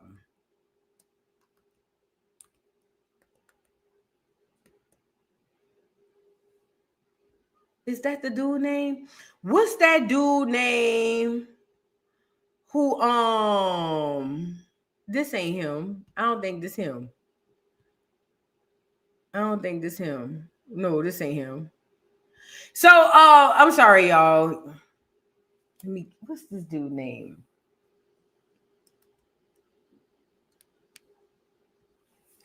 So, okay, 4Extra gets his hand blown off playing with fireworks. And remember, I told y'all before we left here, I say, y'all know how people, liquor get involved and people get to, not paying attention. But I already know how it is, especially at black functions. It's always the drunkest person who ends up getting popped or whatever the case may be. But either way, sorry, y'all. I just burped on y'all. My bad. Either way, 4Extra's hands get blown off from playing with the fireworks. But I wanted to show y'all before I get to that. I wanted to show y'all what he did to 607 Unc. So 4Extra is this, like I said, this gang dude. I don't know much about this fool. But either way, he went on No Jumper, which is, if you ask me, another Fed platform. But he goes on No Jumper. And while he's on No Jumper, he threatens to slap 607 Unc. A lot of y'all, if y'all don't know who 607 Unc is, he's the newest sensation, like Charleston White, except that 607 Unc, he's more spiritual. Charleston is just more of a shock jock. And although 607 Unc is a shock jock as well, he's a bit more spiritual with his message, if you're paying attention to what 607 is saying. So either way, both of these dudes are on No Jumper. And 4Extra is the dude standing up. 607 Unc is the dude sitting down. Now, I guess 607 Unc had made a joke or said something about he didn't know who 4Extra's gang was. And 4Extra goes crazy. He loses his mind and he literally threatens to slap 607 Unc. So much so that 607 Unc looks scared, girl. I was so scared for 607 Unc. I like 607 Unc. Let's get into what happened right quick. And I ain't going to play the whole thing. Why did you scared to come in? Oh, motherfucker. That's 4Extra right here. That's him right here. And I'm hearing, because I don't watch this fool, but I heard that his claim to fame or his signature thing is slamming the desk with his hand. Remember that. Slamming the desk with his hand is his signature, allegedly. Hold on this. Let me get on this. Hold on, let me get on this real quick. So, on a dead homies, don't let it get up here. And when he get up here and ask me about hood questions, tell him he know that's all. Don't let it get up here and divide you on a dead homies from what's the name. You got to talk about this and that and this and that. Forget. Hold on, Chris on the fig. You got to answer the hood. I'm trying to take him away from the hood. Hold on, stop. So it's easy. I can put you out there, smoke whatever you prefer. You get what I'm saying? What's the name? He looked like he used to be a good kid. When it comes to that type of shit, you know what I'm saying? On a dead homies. Yes, this is why I switched to injection-free weight loss. He looked like he used to be a good kid. He looked like he started following the wrong crowd. He looked like his mama and daddy had good jobs, and he wasn't even really raised in the hood. I remember that everybody knows. That's why. Listen, hold on. Hey, don't play with no. I was not playing. That's what I'm saying. I told you everything is playing. Everything is playing. I was not playing. I didn't understand. I didn't understand the introduction. Hey, first off, I didn't understand. Gang, I'm from St. Louis, so I didn't understand. That's what I'm saying. All right, so first off, so let's first off, you didn't tell no nigga, no 40s. You don't know what that means. So stop. You didn't talk to No, I didn't understand. No, so you didn't say none of that. I told you. Don't say no lie. The nigga was in jail. What you did? No, that's not what I'm saying. Hold on, Fox. That's not what I'm saying. Hold on, Fox. I know you. Y'all misunderstanding what I'm saying. Hold on real quick, though, cuz. Don't get on here for your content. That's not what I'm saying. It's about to get you socked out because you did tell. That's You done not walk what up I'm to none of saying. us, nigga. I We just told your ass right now. So I'm going to sock you right out. I said 6 O's. Ask your little homie. Don't say no 6 0 no nothing. Bring up none of my homies because nigga gonna get socked out on here. My bad. This ain't no Munchie B or the what's it, whoever the on 40s. I will sock you out of here on the dead homies. West Side Road. That's what you gonna sock your ass out. Now, mind you, this is all happening because according to 607 Unc, when he met old boy and them behind the scenes, mind you, according to 607 Unc, he there by himself, no security, no nothing. But 4Extra, according to 607 Unc, got a shit ton of dudes behind him that's with the shiz not eat. So now, according to 4Extra, according to 607 Unc, when he first ran across the crew, somebody said their name and he asked who they were. Now, according to 4Extra, that's disrespect because I guess somebody had disrespected them like that in the past and kind of make jokes about it. Like when people be like, well, who is that? Who is that? And so this is why he's upset. Now, he's all up in 607 Unc face, threatening to slap him because all 607 Unc said was, I didn't know who y'all were. I'm not from here. I'm from St. Louis. And it's obvious that 607 Unc is terrified in his face. Check him out. Playing with Adam did it on purpose. Adam did it on purpose. I'm not gonna Adam did it on purpose. It's not Adam did it on purpose. Because no way I'm not playing. Right? No. Don't bring up none of our homies. Don't bring up none of our homies on this broadcast. Respect. I'm talking for the neighborhood and roller court. You talk about the homies, I'm gonna sock you out. Respect. Point and sit on Vernon Avenue. And don't blur none of this out either. Don't cut none of this off the screen. Make sure all this motherfucker on here. West Side Road. Dead homies, I'm not playing. I'm gonna smoke your ass and laugh in jail. Nigga, I'd rather die or get life in jail before I let it walk around and think he's slick with the do the roads. Respect, but I love you though. West Side 40. When it's all over, I love you. And yeah, like, that sound I'm not cool, trying. nigga. I'm not trying. I love you so much, I'll smoke your ass. I love too. you, gang. Listen, let me talk. I love you, gang. And then the problem is that it's the misunderstanding, gang. Like when people talk, it's like always misunderstanding. Like I don't come with disrespect. Or this is LA. Right? I don't come with disrespect. I'm gonna watch a Compton, nigga. You think I'm gonna go to the city and say, hey, I don't know. Hell no. I feel that's a good point. So y'all can kind of get the gist of it. He was kind of a bully. He was a bully, not kind of, but he was a bully. That's what he did. He bullied people. And most people just let him do it because I guess you can. I don't freaking know, whatever. And I found that when it comes to these dudes in these hoods, I'm realizing too that a lot of these dudes really be on some. A lot of these niggas be scary.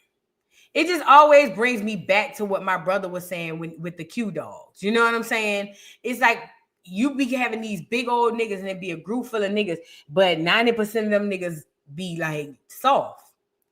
And all these men sitting around 607 Unc, first of all, 607 Unc probably 130 pounds after a heavy meal. So him standing up over 607 Unc talking about slapping him for why? It literally makes no sense. It's giving bully tease. Well, okay, fast forward, it's 4th of July. People was already calling him out about that. But it's 4th of July and 4Extra wants to have fun with the fireworks. Vernon Avenue, I'm back, bitch. Vernon Ave, nigga. Home sweet home, 410. 4 times 10. Vernon Avenue. Now, mind you, he's saying that he's going to blow something up. Okay? He's like, I'm going to blow something up. I'm outside with these fireworks. Everybody going to see me because it is about us, blowing something up.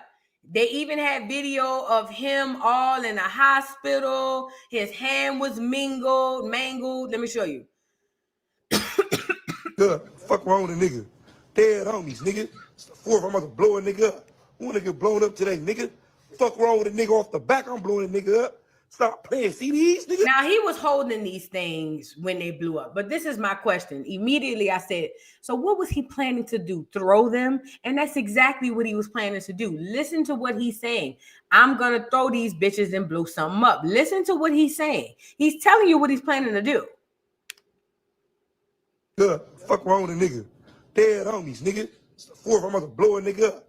One nigga blown up today, nigga. Fuck wrong with a nigga off the back. I'm blowing a nigga up. Stop playing CDs, nigga. I'm throwing them in your house. I'm throwing them at you, nigga. Vernon Avenue, nigga, off the back. I'm blowing your. All right, so there it has. So as you can see, he's saying, I'm gonna blow some shit up. I'm gonna throw him, I'm gonna light him, and I'm gonna throw somebody, I'm gonna blow him up, or blow somebody up, or blow somebody's house up. But either way, I'm gonna blow him up. But my thing is, first of all, look at how short that stem is. Would you even have an opportunity to get the thing out your hand to throw it? I'm just thinking common sense. The stems on these dynamite, because that's what they are very short. Even if he thought, I'm going to light these and throw them, your stem ain't even long enough to get them out your hand fast enough. Okay? So you're going to light these freaking dynamite, because that's what they are, in your hand and throw them. Oh, you big dummy. And this is what happens all the time with black people and fireworks. Well, people, period, not just black people. People get on that liquor. And first of all, I found that fireworks is more of a male thing. Men get their rocks off with saying they had the most fireworks or something. I don't know. You know what I'm saying? But nobody practices firework safety. I remember when I was a little girl, my daddy had lined a whole block with firecrackers and lit the whole block up just to say, because he was competing with the man that lived 4 blocks down. It's a male thing. It's a man's thing. Fireworks, as far as the whole getting off on it, that's a male's thing. Okay. But either way, they get these fireworks. Nobody practices fireworks safety. Everybody's just outside chilling, wigging out, and doing nothing. And now his whole hand has literally, allegedly been mangled off. Here's a photo. Now, I can't show you the actual fingers, but from what I'm hearing, they're saying that he lost all but 2 fingers. They say he blew his palm off. They say he lost the thumb. They say he only got like the 2 of these 3 he only got. But they say the palm blew off. They say the whole hand gone. Now, immediately, my conspiracy theory brain told me, oh, they're going to make this the new bionic nigga. He going to get the first fake robotic hand. That's my conspiracy theory brain. I mean, they got to introduce it to us some way, right? You know what I'm saying? So I was like, shit, they're going to make him the new bionic nigga. Man, what they trying to do with this nigga? Turn this nigga into the Terminator type tease. You know what I'm saying? But either way, according to Whack 100, he said the whole palm of that boy hand gone. That's big. That's huge, as a matter of fact. But you got to watch what you do to people and how you play with people, because it was alleged that 607 Unc was in the park actually doing voodoo around the time, at least right before all this stuff popped off. And he's the reason why this stuff got to where it is. Y'all check it out. Pill talk. We have faking like they blew their hands off. We all know that that's AI, man. He's out here using AI and blew off. From out there on the West Coast, they blew his hand off, man. You know what happened? Unc put that voodoo on his ass. Unc put that 607 voodoo on. Yeah, he put that voodoo on his ass. They better quit playing with Unc. He put that voodoo on his ass. He ain't gonna be able to beat his dick ever again, man. He ain't gonna be able to grip nothing when he's struggling from the back. You know what I'm saying? So if y'all don't know, like I said, he was in the park doing some sort of ritual. He was doing grounding. He was doing some sort of spiritual work, 607 Unc. And that picture that you saw, let me go back here. This picture right here, this photo is one of the photos in the video that he took when he was doing whatever root work, spiritual work, whatever it was that he was doing. Okay? Allegedly. So people are saying that 607 Unc put a root or something on 4Extra, because like maybe minutes after Unc wrapped up his session, allegedly, minutes after 4Extra blew up his hand. Okay? Allegedly. I don't know it to be true. I'm just telling y'all what they said. They said, and there's actual video footage of 607 Unc in the field practicing spiritual work. He came out with offerings. He's near the water, the whole bit. It's given, you know, so that's just giving y'all the backstory. He ain't gonna be able to grip nothing when he's struggling from the back. You know what I'm saying? For whole hand gone. I'm gonna blow up. Wrong with dead hungry. It's the 4th. I'm gonna blow. I wanna get blown up today. Wrong with the back. I'm blowing up. Stop playing CDs. I'm throwing them in your house. I'm throwing them at you. Vernon Avenue, the back. I'm blowing your ass up. I'm blowing somebody up today off the back. What the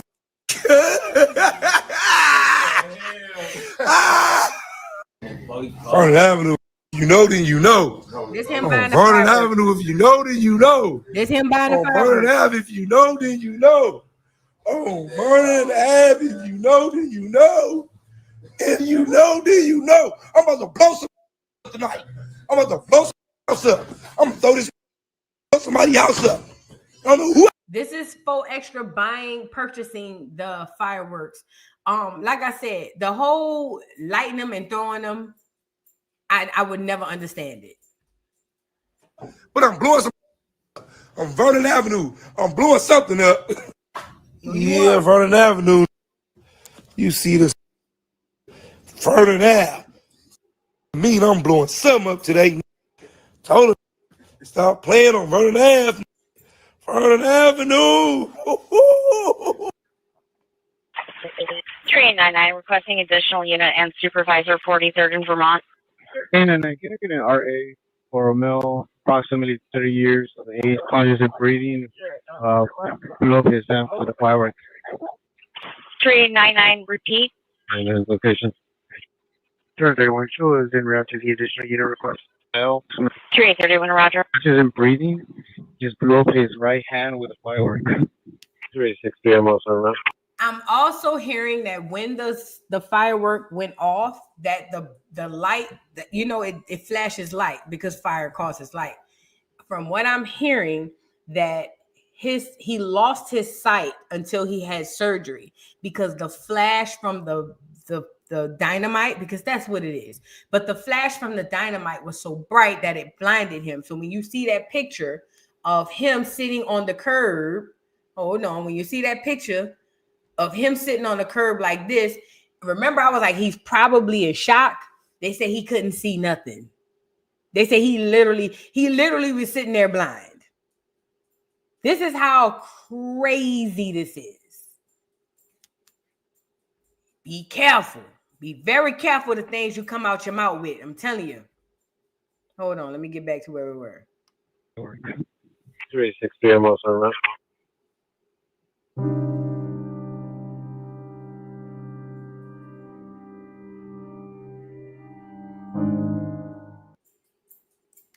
I don't even want to see the hand.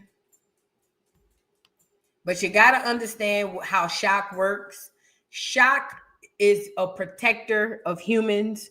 Shock puts you there. So when you see this photo right here and people wondering why he just sitting there, it reminds me of the time that I had to go to my mama's house and see that my mama's was laying face first planted on the ground with her face to the ground, but her foot was completely turned the other way south. And I had to walk up on my mama, literally laying there on the ground like this. And I looked at it and I said, after I saw the foot, I literally lost it. And I looked at her and I was like, and she was just sitting there. And she was just like, just call an ambulance. And I'm like, is she just sitting here with her whole foot twisted the other way around?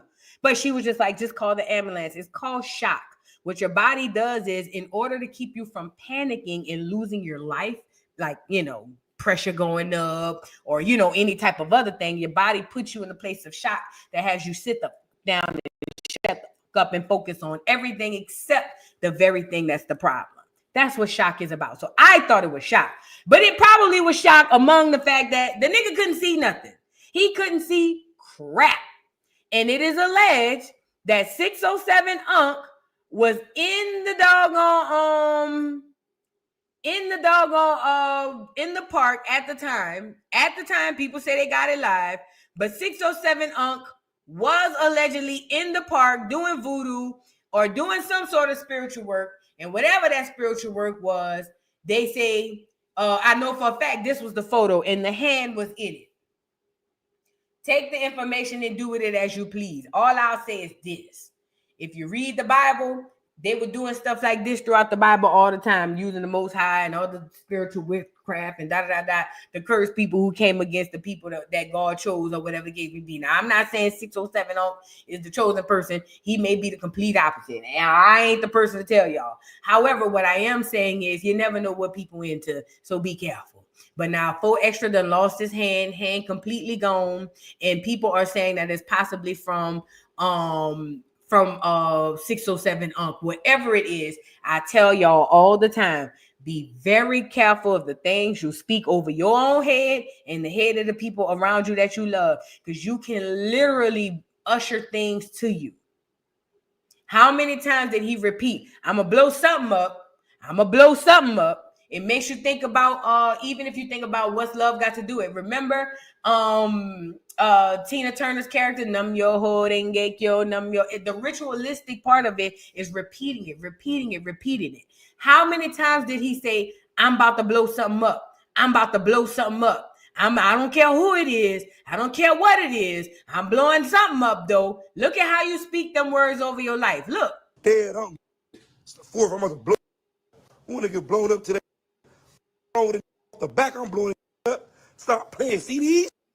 I'm throwing them in your house. I'm throwing them at you. Vernon Avenue, the back. I'm blowing your ass up. I'm blowing somebody up today off the back. What the? So, like I say, and somebody just put it in the chat, chanting is a real thing.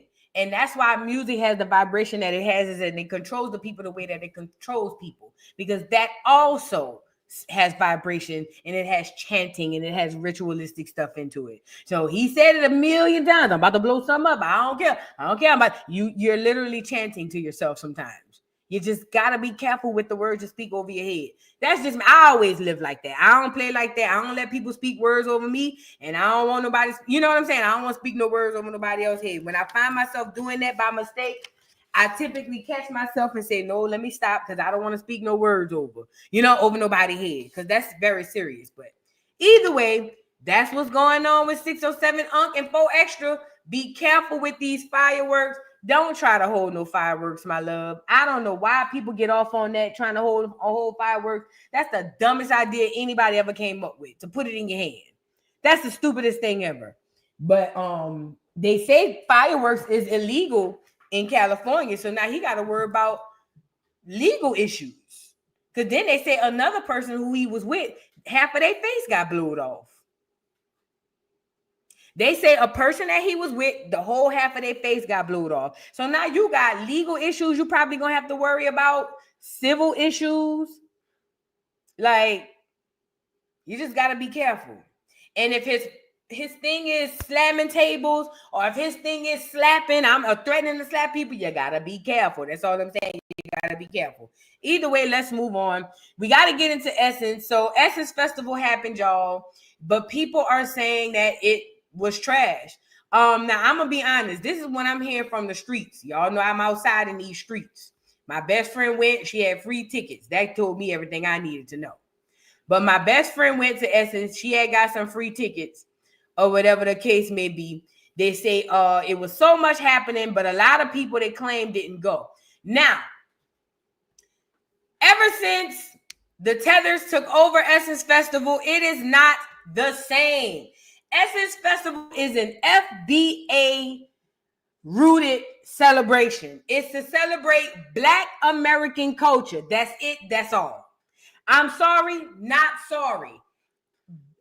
Essence Festival was created to celebrate Black American culture. I don't care if it was hair. I don't care if it was music, food. Whatever it was, Essence Festival was geared and focused toward Black American culture, Black Americans and their culture. Once the Tethers came in comes the Tethers, and now they try to infuse this African stuff into it. Now everybody from New Orleans got African culture. Gumbo came from Africa. What else they say? Red beans and rice came from Africa. Everything comes from Africa, yet Africa keep coming to us, and I'm still of confusion. But neither here nor there. I'm saying all that to say they down that Afro beating up Essence Festival and the people ain't going. Not only are the people not going, the vendors ain't going. A lot of vendors set out of Essence because they feel like, number one, they're not getting treated fairly. Number two, they're being handled like any kind of way. And this is being handled by a bunch of tethers who don't know nothing about America, let alone Black America and or our culture. All skin folk ain't kin folk. I keep telling you niggas that.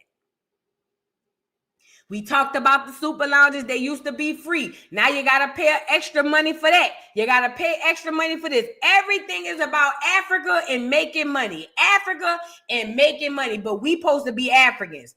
How come we ain't got no American-led shit over in Africa where the Americans run it? Bet you won't go to Ghana and find that. But they over here running all our stuff because you so under the complete dumbness and rudeness that we all the same.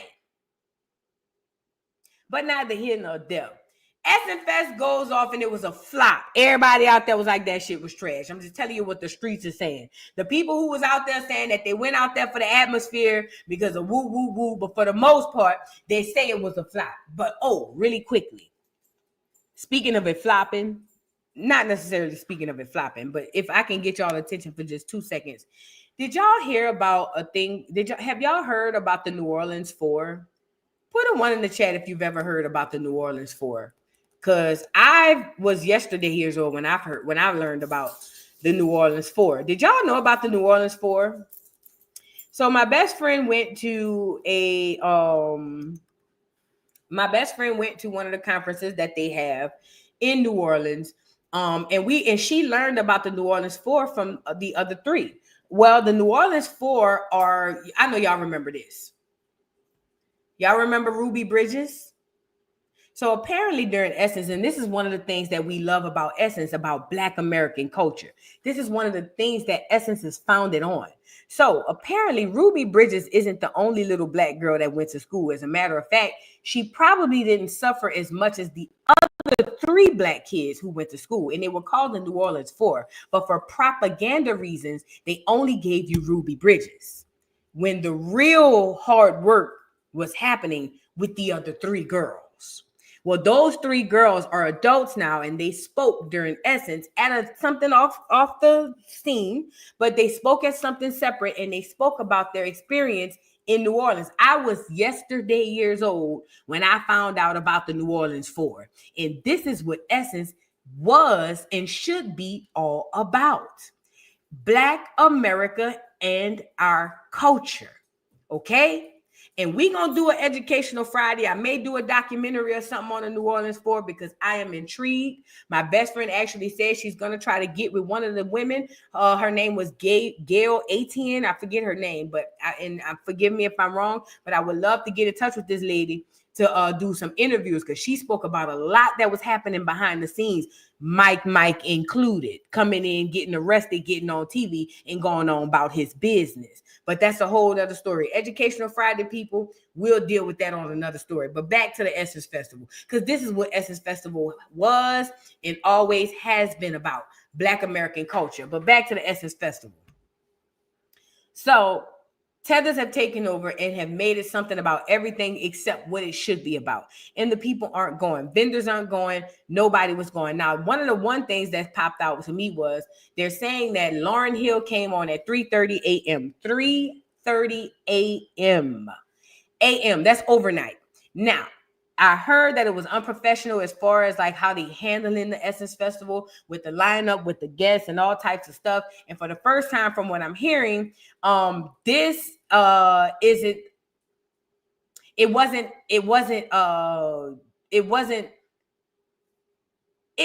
Lauryn Hill's fault. It was Essence Festival's fault. And she came on at 3:30 a.m. Girl, ain't nobody in there. Let's get into what was going on at 3:30 a.m. for Essence Festival during Lauryn Hill concert. Tell him.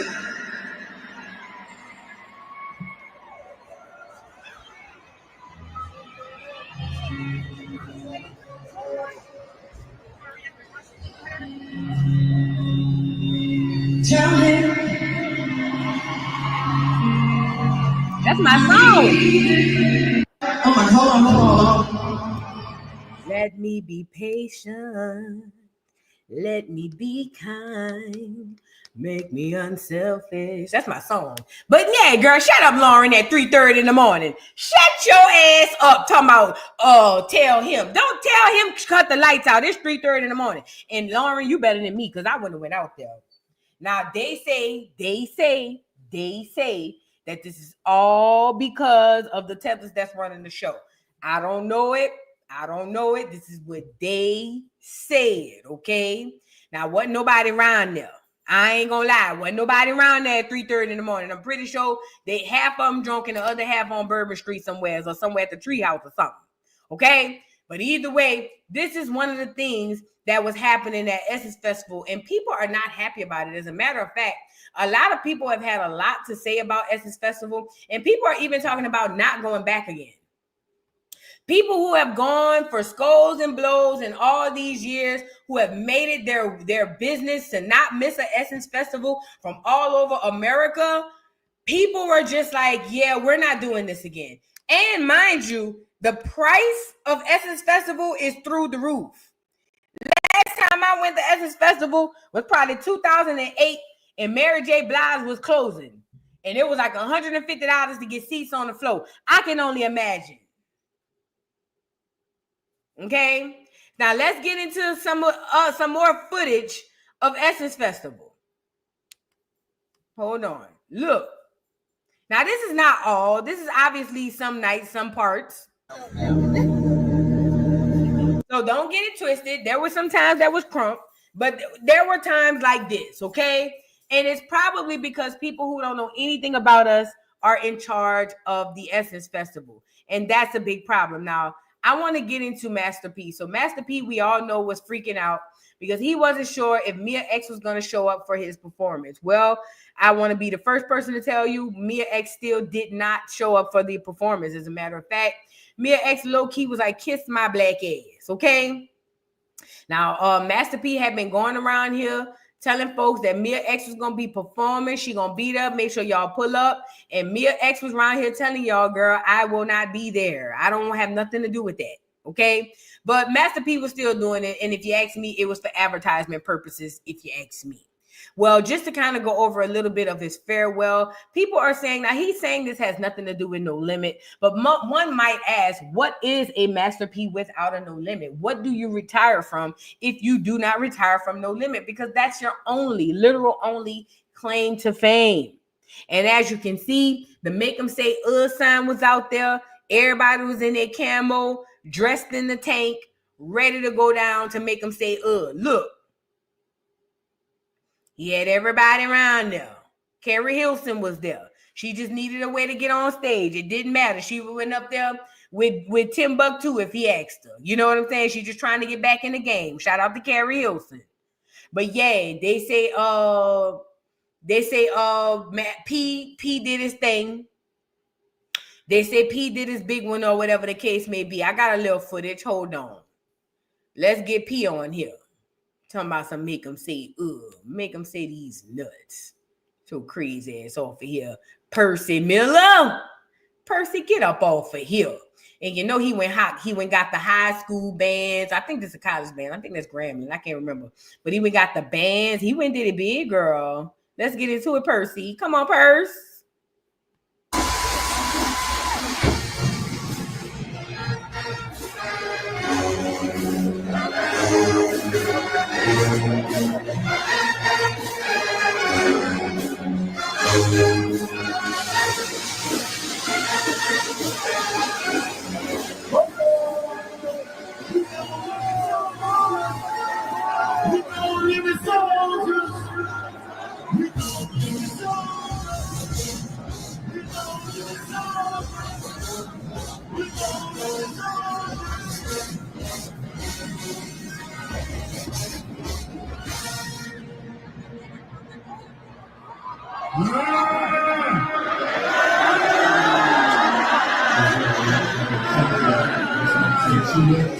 That's his face with the deal lives.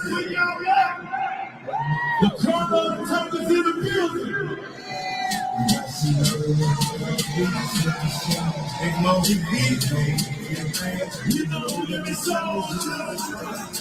We know limit soldiers. I thought I told y'all. Remember back then that was so fire. Y'all remember back in the day when being a no limit soldier was fire. How lame we were, but either way, yeah. So that's part of the performance. Oh, you know who I seen too? Lil Romeo showed up for his daddy. Shout out to Lil Romeo. Y'all remember Lil Romeo had came out and said that his daddy had spent all his money and he was broke and poor. Remember Romeo came told us that? Y'all remember that? Romeo had came told us that his daddy had stole all his money. What that video of Romeo performing, girl? He was out there for his daddy. And you know Romeo ain't had a hit since he was 6. So I wonder what he performed. I'm just trying to see something. Romeo ain't had a hit since a hit had him. Bless his little heart. I think it's on Twitter. Yeah, Romeo came out and blessed the stage with his daddy, y'all. I don't know what they sung together. But either way, he came out and sung with his paw. Look at him. Look at Master P old ass. Hold on, let me show y'all. Look at Master P.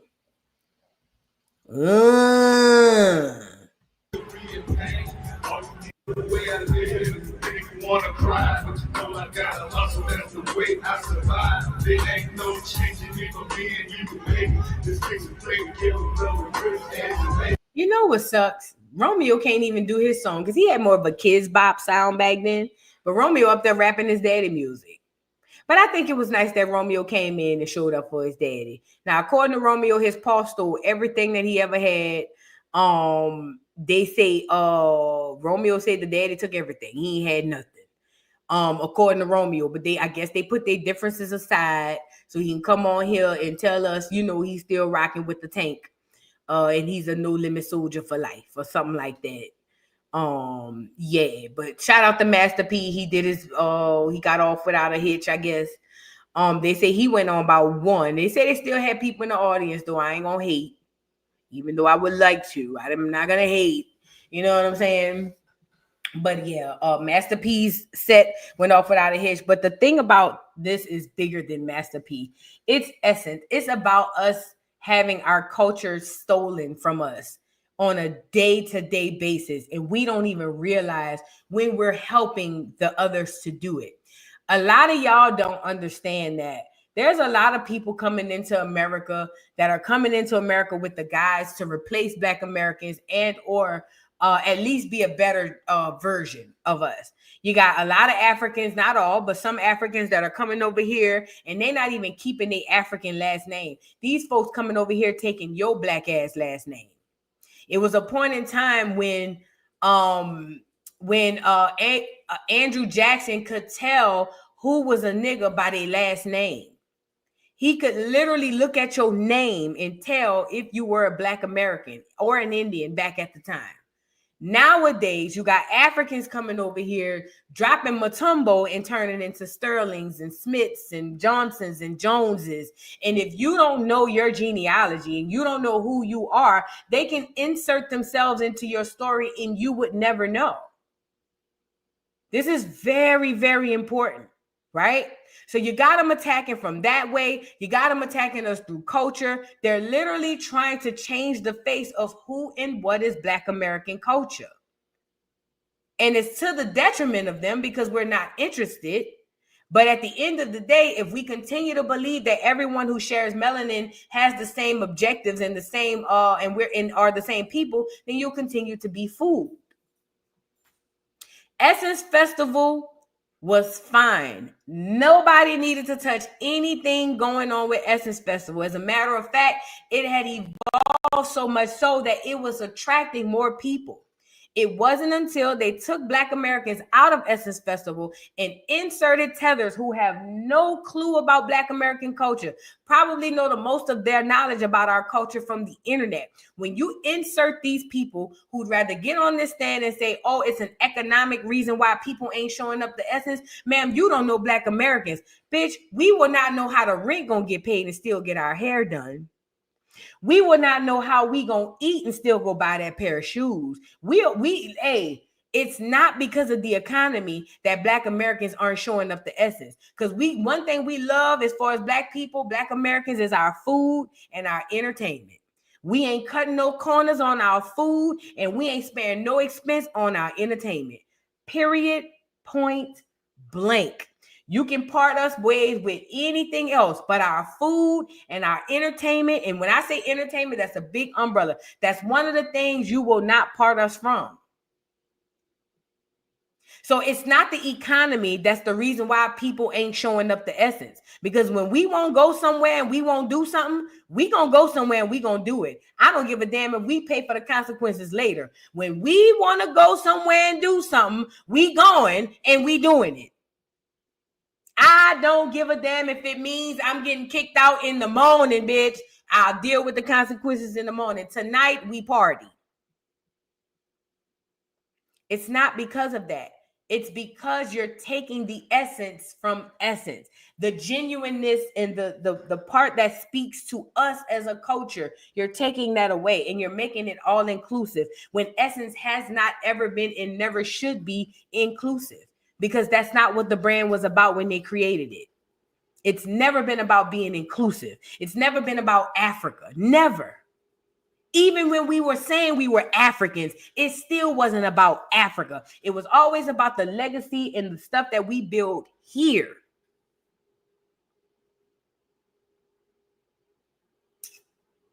So it was a thing to have Frankie Beverly clothes on Sunday night at the Essence Festival. It was a thing for you to go out and buy your white linen and put that shit on and put your cologne on or your perfume on and your little purse. You feel what I'm saying? Hair done, makeup, going in the mall, going get your shit, putting your shit on, getting ready to step out on them hoes. Feet about to hurt all night, but it don't matter because these Jessica Simpsons about to kill these hoes with the rhinestones on the front. That was a thing. Like, you look forward to that.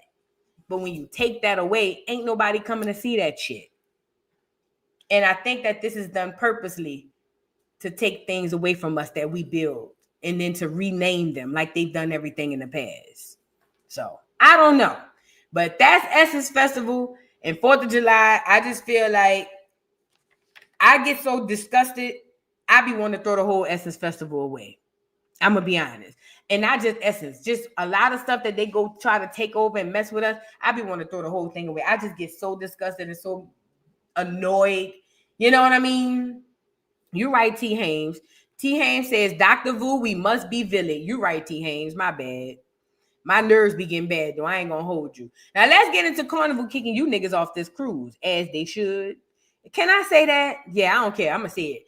Carnival kicked you niggas off the cruise, and I'm glad. Yeah, I got to say that part. Jessica John, thank you for being a member. Thank you so much for becoming a member. Fish and Bread, thank you for the super chat. Yo, Vu, the Essence was trash. I heard, but the casino was good to me. I heard. But now I heard if you want to go outside during Essence, like at the clubs and stuff around the city, I heard that was popping. But as far as Essence itself, it ain't worth buying your outfit for and taking your bath and laying your clothes out. Allegedly. Nicole Smith, thank you for the super chat. I guess he blew himself up. Great job. Hands up. Thank you for the super chat, Nicole. Thank you for the super chat. TL, thank you for the super chat. OMG, Vu, I had to come to work Saturday after the 4th of July. The effery on the hospital was at an all-time high. Why did I just add that word in? 6 people lost fingers. 1 fell 20 feet from a building. That's crazy. That's why I thank you for your service. I could never do it. I do not want to be at the hospital with y'all broken, sick. Ugh, get away from me. Thank you for the super chat, TL. Divine Empress, thank you for the super chat. Says words are very powerful sometimes. Karma will spin the block and get you. Be careful of what you wish for. You might get it. Absolutely. And we got to also too be intentional about these words. Just like those words can spin the block and hit us for bad, they can spin the block and hit us for good. Be intentional about your words when you're speaking on yourself positively too. Because just like you can hex yourself, you can bring good on yourself too. Trey, thank you for being a member for 11 months. Boo, Lauren did this last year. It could have been them, but she was a rep. She was a rep. We walked out during the set because she was so late. Yeah, and that's what I'm hearing too. Listen, Lauren ain't never on time for nothing. We all know this. But from what I'm hearing this time, they say it was Essence. I don't know how true it is. Given the track record of Lauren, we just gonna go with the move and say it was her fault. But I don't know how true it is. They say it wasn't her fault this time. But I've heard many people walk out on her set. And then furthermore, can she really sing the songs as is? Because we are looking for that miseducation, Lauren. Other than that, we don't want to hear. We either want miseducation of Lauren Hill, Lauren, or we want Fuji's Lauren. All the other Laurens, leave them at home. Is she singing them songs? That's what I want to know. Courtney, thank you for being a member for 6 months. So the Essence of Essence Festival is gone. Yes, the Essence of Essence Festival is gone. Absolutely. Without a doubt. Trey, thank you for the super chat. The Tethers have been saying they were going to replace us. We just didn't take them seriously. Facts. Honestly, a lot of us need a wake-up call now. You know what? They have been saying that they were going to replace us. I've heard it online. I've heard Tether say we gonna replace you. What if they were serious? Not all of them, but what if, just what if? You never know. Chocolate Money, thank you for the super chat. New Orleans just needs to start a Frankie Beverly and Mays music festival. Ooh, could you imagine the people who will show up to that? Oh, girl, get the Isley brothers out here. Get Ryan Isley, girl. Oh, girl, could you imagine? I'll be down there in my all white linen. It's 2:00 and we still going. I can't get enough of your loving, babe. Oh, babe, don't stop doing what you're doing. Let me stop. That ain't even Frankie. But you know what I mean? I hang around older folks, so I be around that type of carrying on. Yes, I be around people in their 60s and 70s. And we sit down and we drink. I'm an old ass woman. This is a real talk. Saturdays and Sundays, I'm around old black people. And we sit down with our liquor and we listen to music, old school music, and we drink and we talk and we drink and sip our liquor and we toast to anything. You feel me? That's what I do on my off time. I don't hang with young people. So I don't know. But I'm just telling you, you know what I'm saying? The Essence ain't in Essence no more. Now, let's get to Carnival kicking you niggas off the cruise.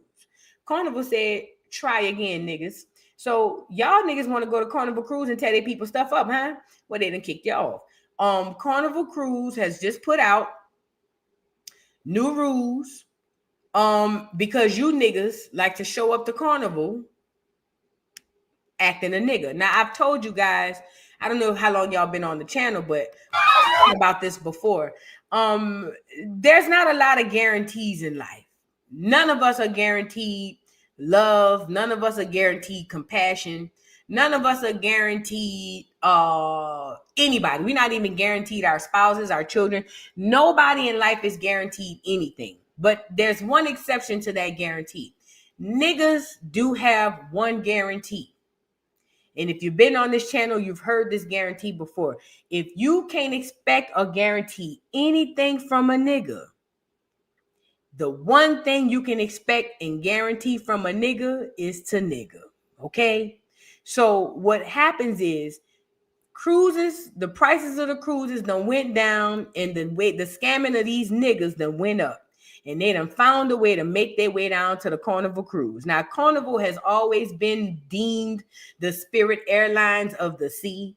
If I'm going to be completely honest with you, even back in the day, everybody know the niggas love going to the Carnival Cruise. But these were the upstanding niggas, okay? These were the niggas who went down to the schoolhouse and got educations and things. They came from parents that had upbringings. They went to church on Sunday. That was them niggas that used to go down to the Carnival. But when the prices got lower and the scamming got higher, the niggas who don't go to church started coming down to the cruise. And this is what started happening. You guys, get the likes up.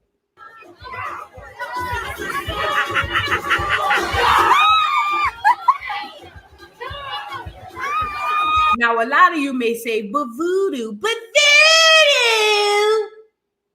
this doesn't make sense. They're clear. And I would say touche, butterfly. However, niggas and the mentality of a nigga don't have no color. Oh, yeah. Gotcha. See, y'all thought I was just gonna show niggas. Hell no. Niggerdom is a mentality. You get it? It starts in here, and it starts in here. You see what I'm saying? See, y'all thinking nigga just mean color. That don't go like that. Niggerdom is a mentality. It starts in here and in here. Okay? So, yes, this is Carnival Cruise. Yes, the people are clear as the day is long, but they are still partaking in niggardry. Okay? You get it? Let's get back into it. Y'all get the likes up on the video.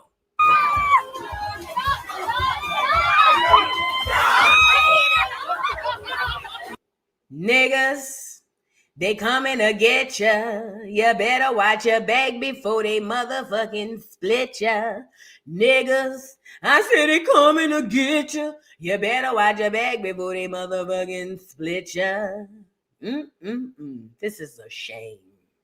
Look at these niggas on this cruise. This is a shame. Look at them. Can't take niggas nowhere, huh? Can't take them nowhere. This is a shame. They ought to be ashamed of themselves on these folks' cruise. Now, turn the damn cruise upside down. The people over there, somebody churned just wanted the ice cream. That's all. They can't even get to the ice cream man. Master P on the other side, and they can't get to him because these niggas is out here acting a nigga. Take a look again and look closely this time. Niggas, they coming to get ya. You better watch your back before they motherfucking split ya. Niggas, I said they coming to get ya. You better watch your back before they motherfucking split ya. Look at these niggas. A shame.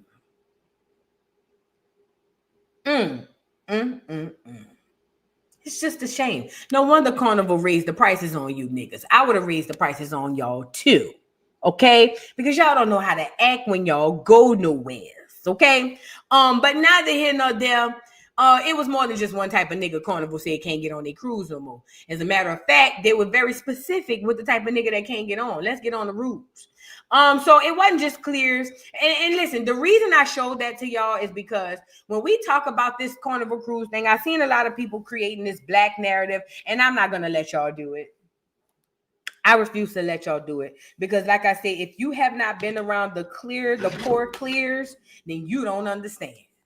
If you've never lived or partied or gathered amongst the poor clears, you don't know hood or ghetto. Okay, you don't know. You only see the clears on TV. You don't know. Okay. Worse than any hood you can come on, okay? Any hood you can think of, the trailer park poor clears are 10 times worse. And I don't want y'all to make this a black thing, but the fact of the matter is it was niggas that started this, and it was niggas that's doing the most. And you can tell by how they targeted the rules. Let's get into them. So Carnival came out with rules and said, all you niggas that made us money, thanks, come again. Not really, because we not letting you back. Here are the Carnival updated rules. Stricter drug enforcement. Oh yeah, you bitches want to hop on the plane, hop on the cruise, you want to freeze dry your weed, put it in a pill bottle, talking about this your pressure medicine. Not today, Satan. Carnival said, bitch, we want all the bottles open. It says cannabis, even if legal in your home state, is banned on board under federal law.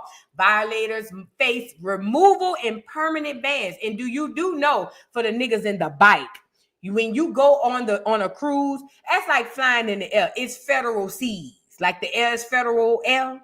That's federal water. So if your ass get arrested down to the sea on them people's ship, playing with them folks, your ass going to prison federally, okay? Just so you know. So now it goes on to say, youth curfew. Oh yeah, this is a good one. All you bitches want to go on a cruise and let the churn raise themselves because you feel like they can't get kidnapped. Not today, Satan. Carnival said, bitch, have your churn in the room by 8:30, or you and them ugly ass churn getting kicked off the boat. Let's get into what they said. They said guests 17 and under must leave public spaces by 1 a.m. unless accompanied by an adult or part of a supervised team program. Oh, yeah. See, this the problem. Labarius was out there terrorizing them folks at 12 o'clock in the morning.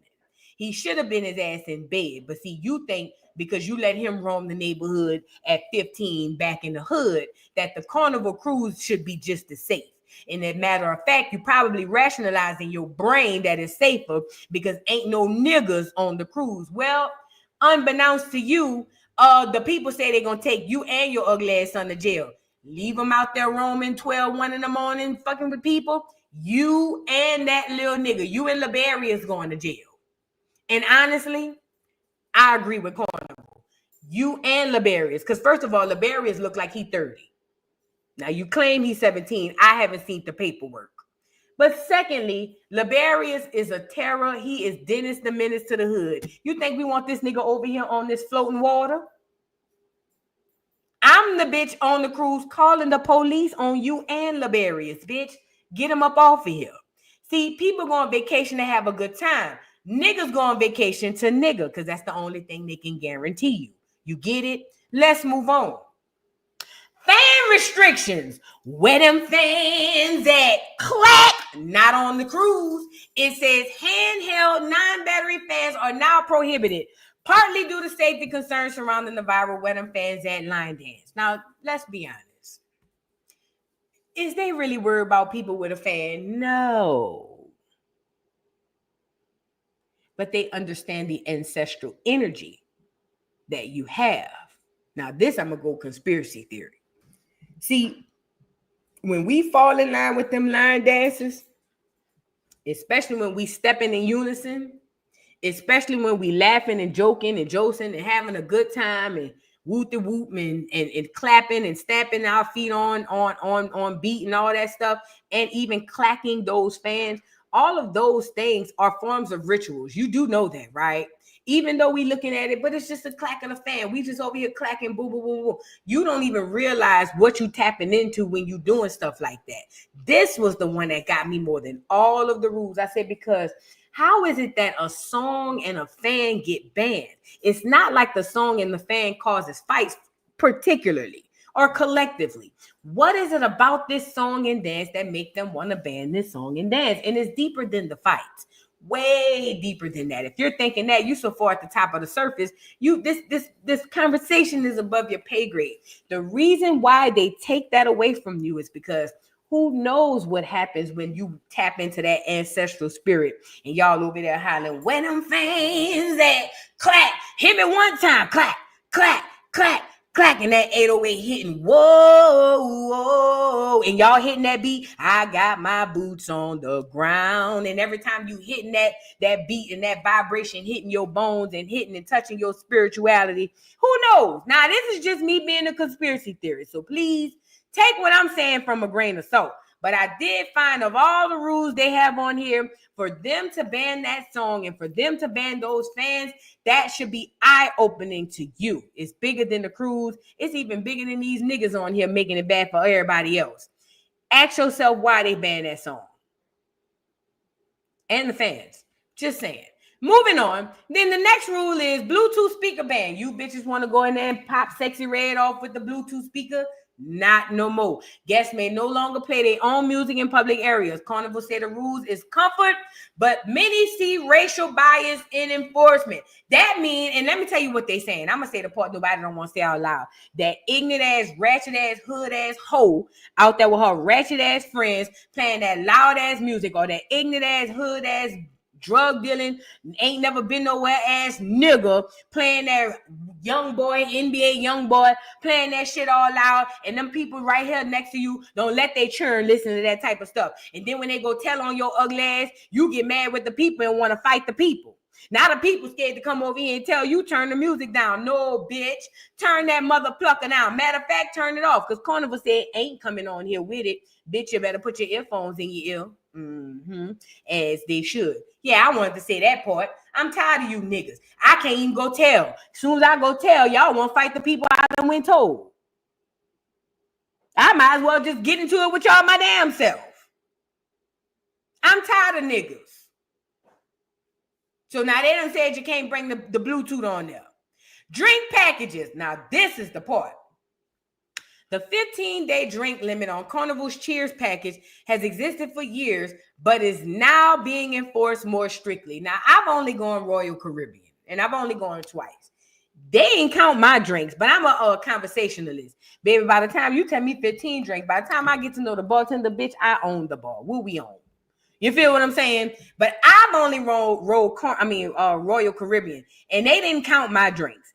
I didn't know on Carnival you can only get 15 drinks a day.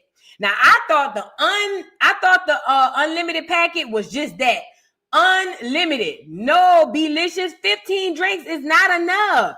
You must don't drink, girl. Listen, hear me out. Hear me out. Ace, hear me out. Hear me out. Because y'all don't vacation how I vacation. I need more than 15 drinks for the day. For the day, hear me out. Brunch.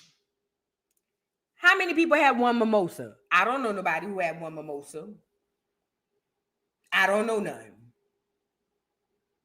So you could be at brunch and be drinking 3-4 mimosas. That's 3-4 drinks right there. Now, we still got to go out. Okay, hear me out. We just had breakfast. We got to still go back, put our clothes on, change, and go on our excursion. Soon as we get to the excursion, the people handing us liquor. Huh? They giving us drinks. And when I get on this boat, you think I'm going to have one drink? No. I'm going to have about 3 or 4 on the boat. I'm just telling you how my vacation go. So then when we get where we going, woo, right? And mind you, I'm drinking water in between my liquor because I don't want to be dehydrated the next day. I'm sorry. So then after that, shortly after that, we come off our excursion. We got to go and take a shower. And we still got to go to dinner. We still haven't gone to dinner. What we at least 8 drinks, 6 to 8. We still got to go to dinner. I'm not drinking no one drink and no dinner. And we have not even gone out. Or the after party, or pre-gaming. I need more than 15 drinks. And I said what I said. Now y'all gonna see me next time. Hi, my name is Voodoo, and I'm an alcoholic. I need more than 15. Bitch, don't count me out 15 drinks for the day. You gonna mess my whole day up. You feel what I'm saying? You gonna mess my whole day up if you count me out 15 drinks. Now I gotta count these drinks. I can't drink as many mimosas because now I might have to hold that drink to. Oh no. But the people say 15 tops. And I ain't gonna lie. I'm a happy drunk. I don't want to fight when I get drunk. But niggas, that's different. See, that's the problem. Niggas get drunk and they want to fight. Now, I'm a happy drunk. I'm the drunk when I get happy. Everybody having a good time. We out here, chilling, whooping and whopping. You know what I'm saying? I'm the life of the party when I'm drunk. But I'm not like these other folks who want to get out here and get the windmilling. I don't want to fight. As a matter of fact, I fear of getting into a fight when I'm drunk because I already know I'm going to lose. Because, bitch, in my brain, I'm going to be doing something completely different than in real life. So, no, I don't want to fight when I'm drunk. I want to do everything except fight when I'm drunk, but not niggas. Niggas get to where they go and they ain't never been nowhere else and they want to fight. So they're going to get the liquor down to 15 drinks a minimum. And honestly, I would wonder, because it's expensive for these, it's very expensive for these packets for unlimited alcohol. How much they charging when you only giving us 15 drinks? I'm just saying. But the last one is reduced music genre options. They're not even playing rap. Though not officially banned, hip hop and rap appear to be quietly removed from so many ship playlists. DJs also reportedly decline guest requests now. So they're trying to say that they're going to ban a lot of hip hop and rap. If you watched They Clone Tyrone, and y'all remember that scene when they found them people in the basement, and remember they were playing they were doing experiments on the people. Whenever they play rap music, the people will fight, and then they'll play R&B music and the people will hug. Put them one in the chat if you remember that scene in They Clone Tyrone. Put them one in the chat if you remember that. So there's a scene in They Clone Tyrone where they catch them in the basement and they playing rap music. And as long as they playing the hip hop music, the niggas get to fight. Like they literally fight each other, trying to take each other head off. But the moment they play it, they slow it down and play hip hop music. Play R&B music, they started hugging each other. Matter of fact, another scene from that show or from that movie was when they were in the car. There was this song that was playing when they were on the way to the trap house. And it was like, man, every time I hear this song, it makes me sleepy. And remember, they were all yawning in the car, like yawning and stuff. And the song was talking about sleep. Those vibrations in music are real. Now, this is not to back Carnival, but this is just giving you education. The vibration in music is real. The control that music has is real. It's real. This is not fake. This is real. Okay? The powers that be know this. That's why they create the music that they create, the ratchet music that creates the ratchet culture, the drug music that created the drug culture, the drug dealing music that created the drug dealing culture. They literally are telling you without telling you, we control you through your music. So what Carnival is saying is because we control you through your music, and typically when we play rap and R&B, it makes you act irrationally or it makes you violent. What we'll do is play something more soothing and calming, like the movie They Clone Tyrone. We'll play something softer that'll make you more calm. Now, do you see how things they put in the movie is true in real life? Can you see that? Can you see how the things that they put in movies are real life? So now they taking away rap and hip hop, saying they don't even want no requests from it. Because in their mind, the nigga, when he hear it, especially when you add those especially when you add those spirits, aka alcohol, you want to turn up. It reminds me of the early 2000s. I grew up in the early 2000s going to the club, drinking in the club with, you could get crunk in the club, roll with your hood, get stomped in the club, or no, if you bug, boy, no, if you bug, boy. That's what I grew up on. I grew up on fighting music. So I'm outside of the club, nigga think I'm a punk. And every time they played that music, a fight broke out. I can even go back to New Orleans. I can go back to where they were when they would play Where They At, or where they would play Night Wall, and they do call and response. Nigga, the music, the beat, it does something to your vibrations that make you act or react to the music or the beat. Okay? This is real life. This is real life. So what Carnival is telling you is that they know that they control you through that music. They get you crunk. They feed that shit to you to get you out your body so that you can do what you're doing. They're controlling you through the music, and they telling you that. But as it pertains to Carnival and the black people who are bitching about it, honestly, the good gotta suffer for the bad. But black people been niggering this shit out for a long time, bro. And every black person don't belong everywhere. Some black people should stay in the hood. All black people don't belong out the hood. All white people don't belong out the trailer park. Some white folks belong in the trailer park and they should stay there. Some black people belong in the hood and they should stay there. Let's get into this girl responding to the new rules. Y'all get the likes up on the video. No fans. They're basically getting rid of boots on the ground. I don't know why that song bothers people so much, but that's very, very weird. Secondly, now they're saying just within the last 24 to 48 hours that they're no longer playing rap music on Carnival Cruise. Like, I'm really disgusted because I just went in April and I had a ball. I'm talking about boots were on the ground, fans were clacking, rap music was being played, club was lit. Like, I had the ball of my life. And I have another cruise booked, and this time it's a 6-day cruise. This is the longest cruise I've ever been on or going to go on. And it's already booked and paid for. And now I'm like, I don't even know if I want to go. Like, do y'all think I should go? Should I just wait and see what's going to happen? I don't even know if I can get a refund, but it's like. Can I say this too? A lot of people don't realize this, but a vacation is not where you go to turn up. If you want to turn up, you go to a club. If you want to turn up, don't get me wrong, you go on vacation and there are times on that vacation you want to turn up. But the purpose of a vacation is not to turn up. Like, people started misconstruing that. The purpose of a vacation is to get away from everyday life, get into a space or an environment that takes you away from that and gives you relaxation, peace. That's a vacation. Not let me go gather up all my clothes, all my things, all my resources and belongings and go all the way over these seas to go get arrested or to go turn up home, turn up at the club.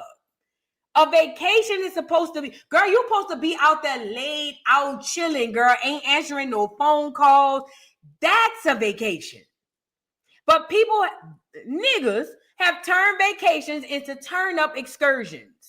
And you're completely missing the point. You're not supposed to come back from a vacation feeling like you left work. You're supposed to actually be a little bit more recharged coming back from a vacation. I just wanted to add that. Like, if the vibes are not going to be there, I don't want to be there. Like, what do you mean there's no rap music? I mean, I don't mind R&B and different music, but like everybody knows, like Carnival is usually the turn up ships. Like, I don't know. Maybe I'll just try something different and this will be a relaxing cruise and I'll just like not go to the club. I'm not really like actually do what a vacation is meant to do, like just actually chill. Got it. impressed about the club. First they said no fans. They're basically getting it's bad when she said, well, I guess I'll just go and just relax. What? Do you understand that being near water is the most relaxing thing for human beings? She said, well, I guess I'll just go relax. Excuse me? What? Are you okay? Girl, this is insane. Let's get into this dude. Let's see what he had to say. Because people in the age today of feeling played, everybody just automatically offended by everything in today's society. That's what basically is happening. Let's get into it. They fucking sick of y'all. And before y'all get on here talking about some, oh, they racist, they hate black people. No, they hate niggas. That's what they hate. I hate them too. They hate niggas. That's exactly what it is. Y'all don't know how to handle yourselves. Y'all get on here, get drunk, get to fighting, being disruptive, disturbing all the other passengers. That's all it is. Like, y'all act like y'all have no fucking home training. They don't. Like, everywhere don't have to be a party. Some people pay for this shit just to simply relax. That's it. That's all they want to do is relax. They don't want to deal with no bullshit. They don't want to deal with no fighting, no irate motherfuckers who don't know how to control their liquor, all that shit. Some people just don't want to deal with that shit. And if I spend my money, depending on it, especially if I book the cruise, if you book the cruises late, you spending a pretty penny. Spend about $2-3 grand. If you booked it early, you spend about $1,000-1,200. But either way it go, I spent my money to relax. This is my getaway from what's going on in the real fucking world. And I got to deal with you motherfuckers acting ignorant. Yeah. I'm with all the rules. Ban all this shit. And then stop bringing out fucking kids. Damn. Like, oh my God, for the life of me. Stop bringing your churn on vacation. Oh, this is so horrible. But I got to say it out loud. I can't stand being on vacation and seeing y'all badass churn running around. Oh, girl. It literally does something to my inside part. Every time I'm somewhere. That's why I love going to a resort where it's all adults. I don't give a damn if they're having freak offs in that bitch. I don't give a damn. I'm so tired of y'all badass churn running around the vacation. Oh, girl, please leave them at home, Jesus. They ain't gonna remember it no way. Leave them home. Save you some money, fat. Please leave them at home. They not gonna remember this, girl. Save yourself some money. Let your mama watch them churn. Please leave them churn at home.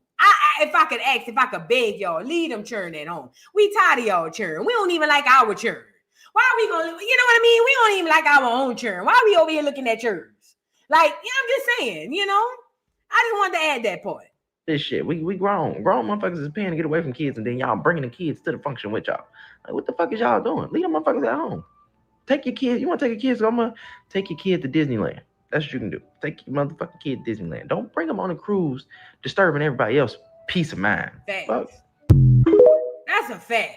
Girl, ain't nothing worse than you sitting down chilling and you see a little gust of wind run past you and it's somebody badass child laughing and joking, make you want to stick your little foot out and clip that little motherfucker. You know what I'm saying? Girl, ain't nothing. I'll be mad. I swear. Look, last year, me and my old man went to where we went Antigua, but we was on an all-inclusive resort. We was at Sandals. Girl, when we had went on an excursion, we had dropped some people off at their beach. Girl, look at me. Over the top, 20 on 10.